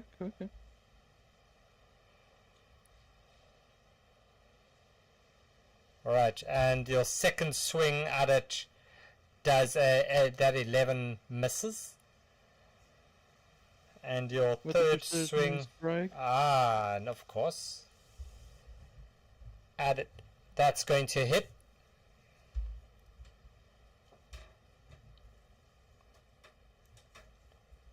And the third swing.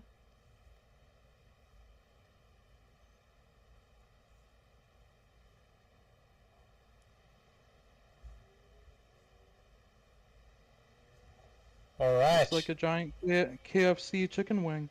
It does. It looks quite delicious. 18 will hit on that one. You need to roll another one, please. There wasn't a disadvantage. Oh yeah, sorry. Okay. So so far you've got 2 hits.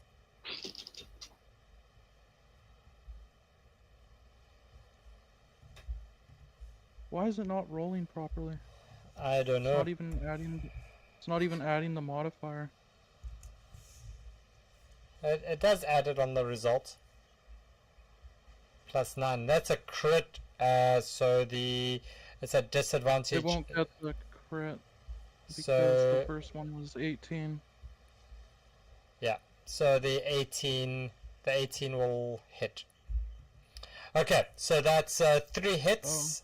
The first one you got was an 8 on the normal damage. The additional damage.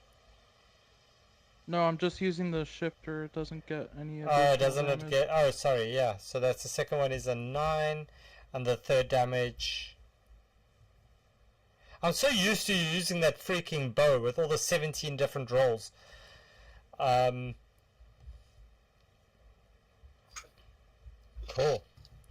All right. Anything else, Duke?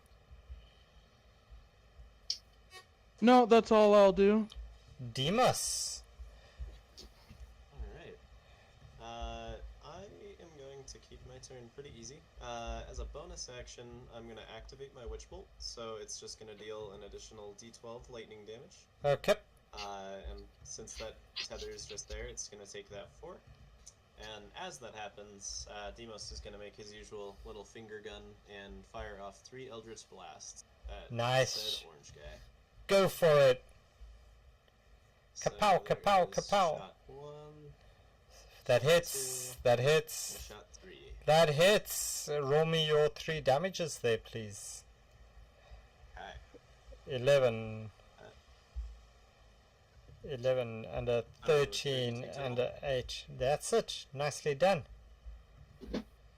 36 including the lightning damage. Yep. Looks legit. Cool. Anything else? Me? Okay. Nope. Aritris, it's your turn. Okay, so Aratris is gonna walk forward a few steps. So he's in 10 feet of this thing. And he is gonna cast an Arms of Hadar at it at 3rd level. Can I have a strength saving throw from it, please? Fuck me. Strength save. Are you sure? Bruh. Bro. Where are you? You know that affects every creature in the vicinity, right? That's a 17. I'm sure you'll all be okay. Okay, so that's how far is the Arms of Hadar? What's the range on that one? It's 10 foot. In fact, I can walk to here, so I don't get either of them on it. I can do it from that side. It's 10 feet from me. So it's literally just 2 squares. Okay, so there we go. So yeah, like that. Okay. Yeah. Cool. So that's how much? 8 points. 8 points of necrotic, and it can't take reactions on its 8 turn. points of necrotic. Can you roll me a d6, please?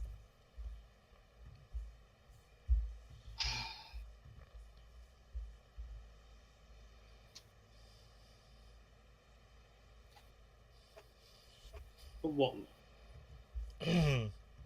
So you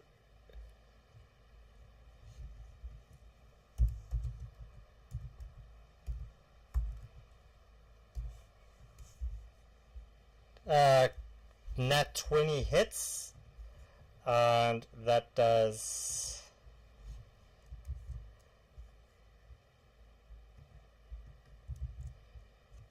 sorry, I'm So just what going to tell you now.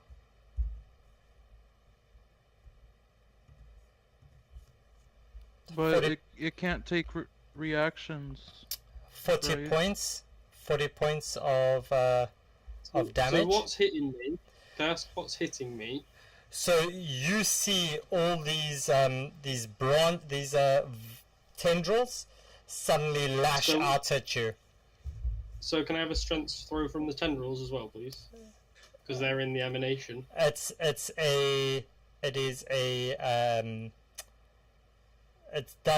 doesn't do that. So it's not a monster. No. It's an environmental effect. Environmental effect.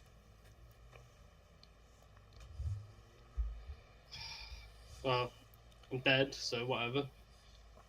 This is really not fun. I'm just gonna put this out there. This is really not fun because I've literally had 3 turns in this entire game, and all I've been able to do is this is my first attack, and I'm dead. This is really. I am not enjoying this, and I can't even stop this. I have no way to defend myself from this environmental thing. All right. I am going to say that at the start of the game, I did explain to you that this is a level 16 game. This is how it was written. This is an extremely challenging game. I've given you more than a fair share of roles and things to do. I haven't done all the actions that I should do, etc. I know that it's challenging. I'm not saying this is challenging. What I'm saying is I have had 5 turns, and out of 3 of those turns, I've been stunned and unable to do anything at all. All right. So you're down. So my entire game so far has been waiting for everybody else. All right. And so that is not you. That is just the game and the dice. All right. So I'm now dead. I am now unconscious. Doc, it's your turn. Yeah. Okay.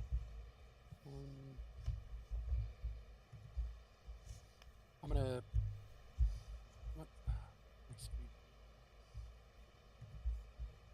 Alright, I need the bird to make me a DC 20 wisdom save, please. Ooh, it fails.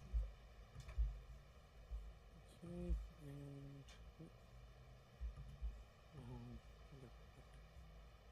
I'm just trying to get to the damage. I'm sorry.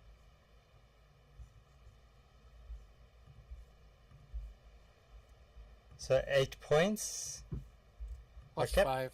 So Plus 5. that's really terrible damage. 13. All right. Actually, you know what? I'm going to re-roll that 1. I'm sorry. All right. Use a sorcery point to re-roll the 1. No worries.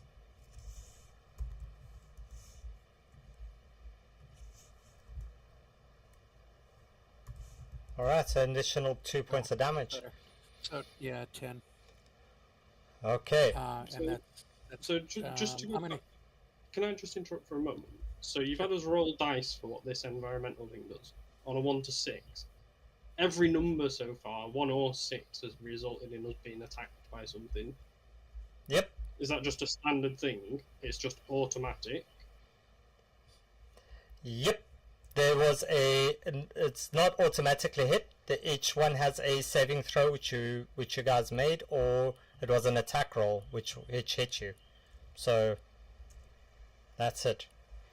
All right. So Steve, you're still. No, I'm still my turn. Sorry. Oh yeah, sorry, Doc. Okay. Okay. I'm going to use a third level healing word to bring Eretris back up. All right. And what is your healing word, Doc? You know I'm going to ask you. My healing word is get up. Get up, hyphenated. Get up. Get up. Or is it GUDD like that? Get up. Yeah, it's like that. Get up. Okay. All right. So 18. So Eritreus up for 18. Anything else, Doc? No, that's it for me. Cool. Steve, it is your turn. So I'm still enraged, right? You are still enraged. Come at him again. Okay. You come up to the orange one and you're gonna give it a good old smack. I'll do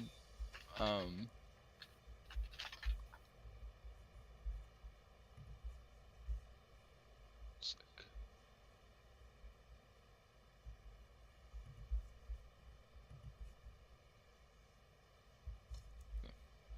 I'll do a great axe. Going again. Okay. Cool. If you want to use a reckless attack, you can do that. Will give you the opportunity to roll at advantage, but then all the attacks against you will be at advantage as well.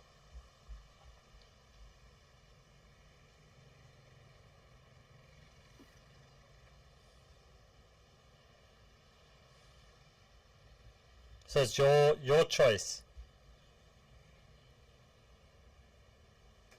I sent him at 20. Okay. So It depends on how much health the guy has left. yeah, well, he's looking bloodied, beyond bloodied. He's looking mighty injured. What? I'll do it. Okay, so you're going to recklessly attack. So on your sheet, you can just right click on your things and roll at advantage.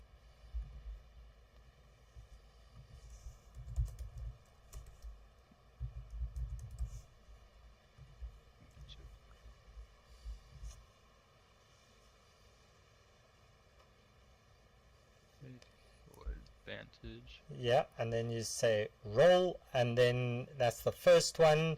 15 hits, so you can roll me your damage.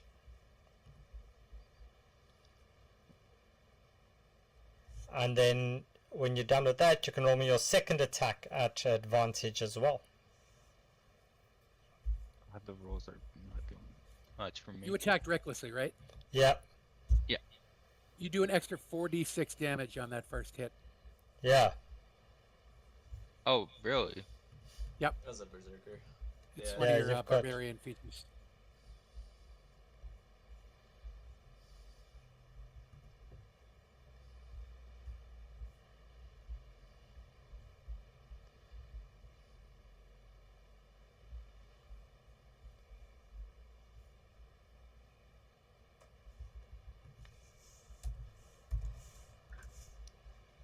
No, not that one. Not a D46.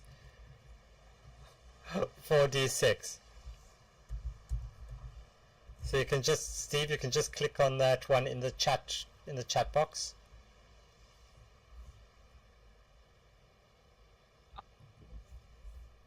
The He 40, said 46. the Damn. 4d6, not the 40 D46, just Yeah. a 4d6. 4d6. I thought you said deal 46 damage. Like the number. Oh no. So it's 4d6.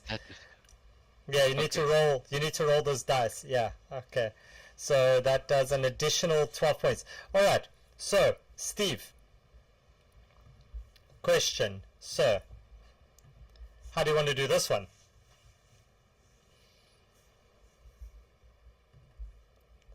I think good at like role playing. No stress, no worries, bro. No worries. So, yeah, you chop this one's head off. You can think of it for me, I guess. Yeah, you chop this one's head off as the lightning from Demos's witch bolt just pops the last little bit of fungal spores that's on it, and it goes down, and you are out of combat. Nicely done.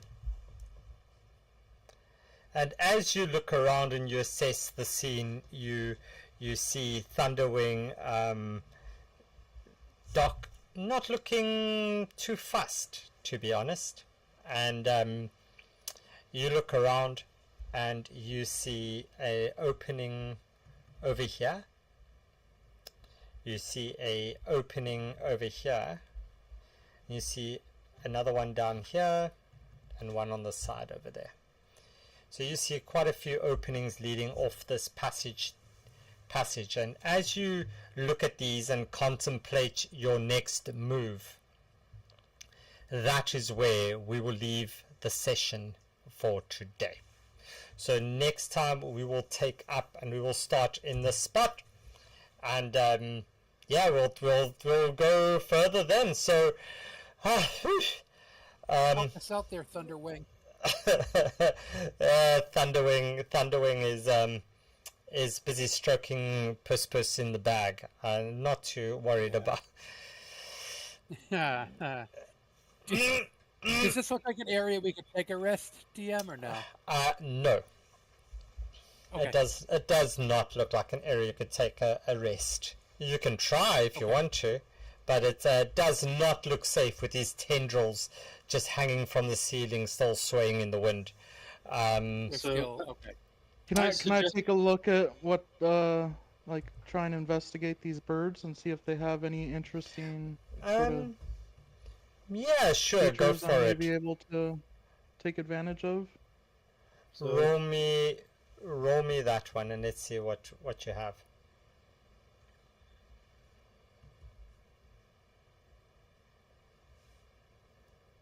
Oh man. Yeah, no, you're not finding anything on that one.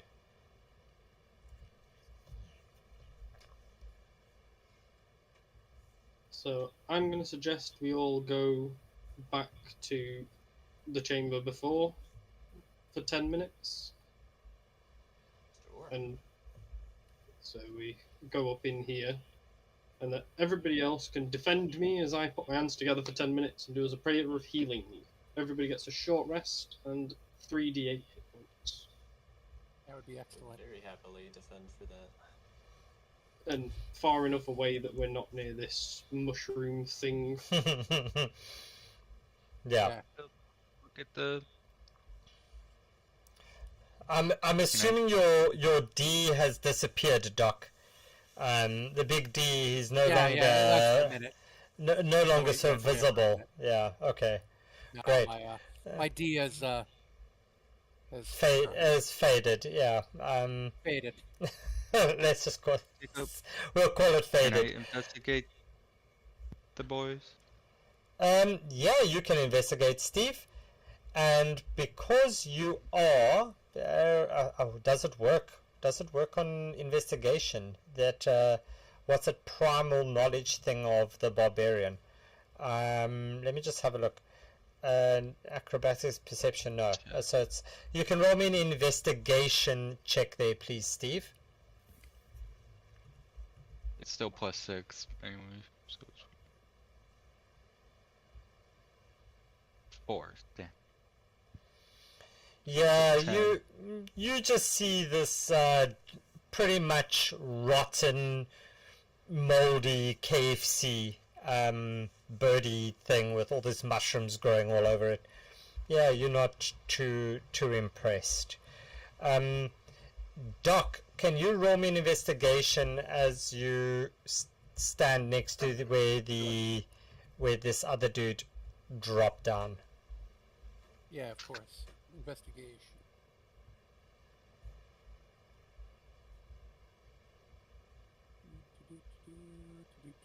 I'm gonna give myself guidance on this one since Okay.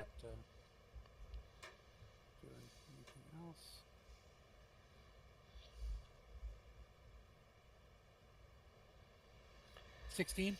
1-6. You find yourself a ear horn of hearing. Congratulations. Dun-dun-dun-dun. What? An ear horn of hearing. Ear horn of hearing. Yeah. Alright. It's funny that you had to ask that twice. What do I do for the heal? Everybody gets a short rest and 10 extra hit points on dock. So you get an ear horn of hearing, and that's it. And Doc, you see that lying down on the ground there next to you in this puddle of absolute goo. Steve and Doc and you all kind of move up here as you settle in for this ritual to heal. So Steve, you heal for what was the healing thing there that you did? Prayer of healing is 10. So you get Prayer of healing. It's an extra 10 plus a short rest, but yes. 10 minutes. And then on your character sheet, you'll see that there's a thing at the top that says short rest with like a little campfire. See that. Yeah. So if you click that one, you've got a whole bunch of little blocks there that is called hit die. So you can go and select how many ever you want to roll, and that's going to show you at the bottom there. It's going to say, let's say you select 7 of them, it will be 7d12 plus 7, and then you click on take short rest, and it will automatically apply the healing with that dice result. So if you click that, roll, and then say take short rest, I think. Alright, and that is the result of your little ritual as you do that for 10 minutes.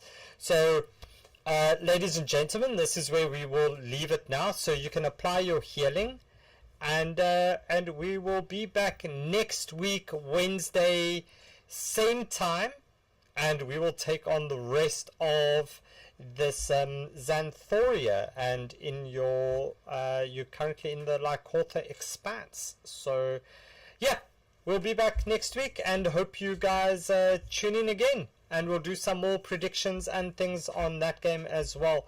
As per always, we are going to raid a channel, and yeah, so if you're on the stream, so please do stay behind, and we will go and give it a quick raid, and yeah, we will find someone that speaks English, hopefully, not painting, not a replay.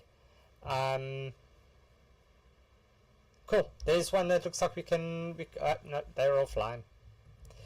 Damn. Okay, we will find somebody to raid. But that's it, guys, and the party is out of combat, and we will, yeah, that's it. So thank you to everybody. Thanks Rocket, Kopi, we had a whole bunch of other people in the chat as well. Thanks for all the follows. We've got Lucy following as well, and then yeah, it's and Andy, you as well for the follow, and we will. Steve's got a lot of healing going on. 81 points of healing for Steve. Nearly back up to full health, Steve. Good job. And yeah, so next week Wednesday we'll continue with this, and that's it. Thanks, everybody. Awesome. So we're going to go and raid somebody. Let's see who we're going to go raid.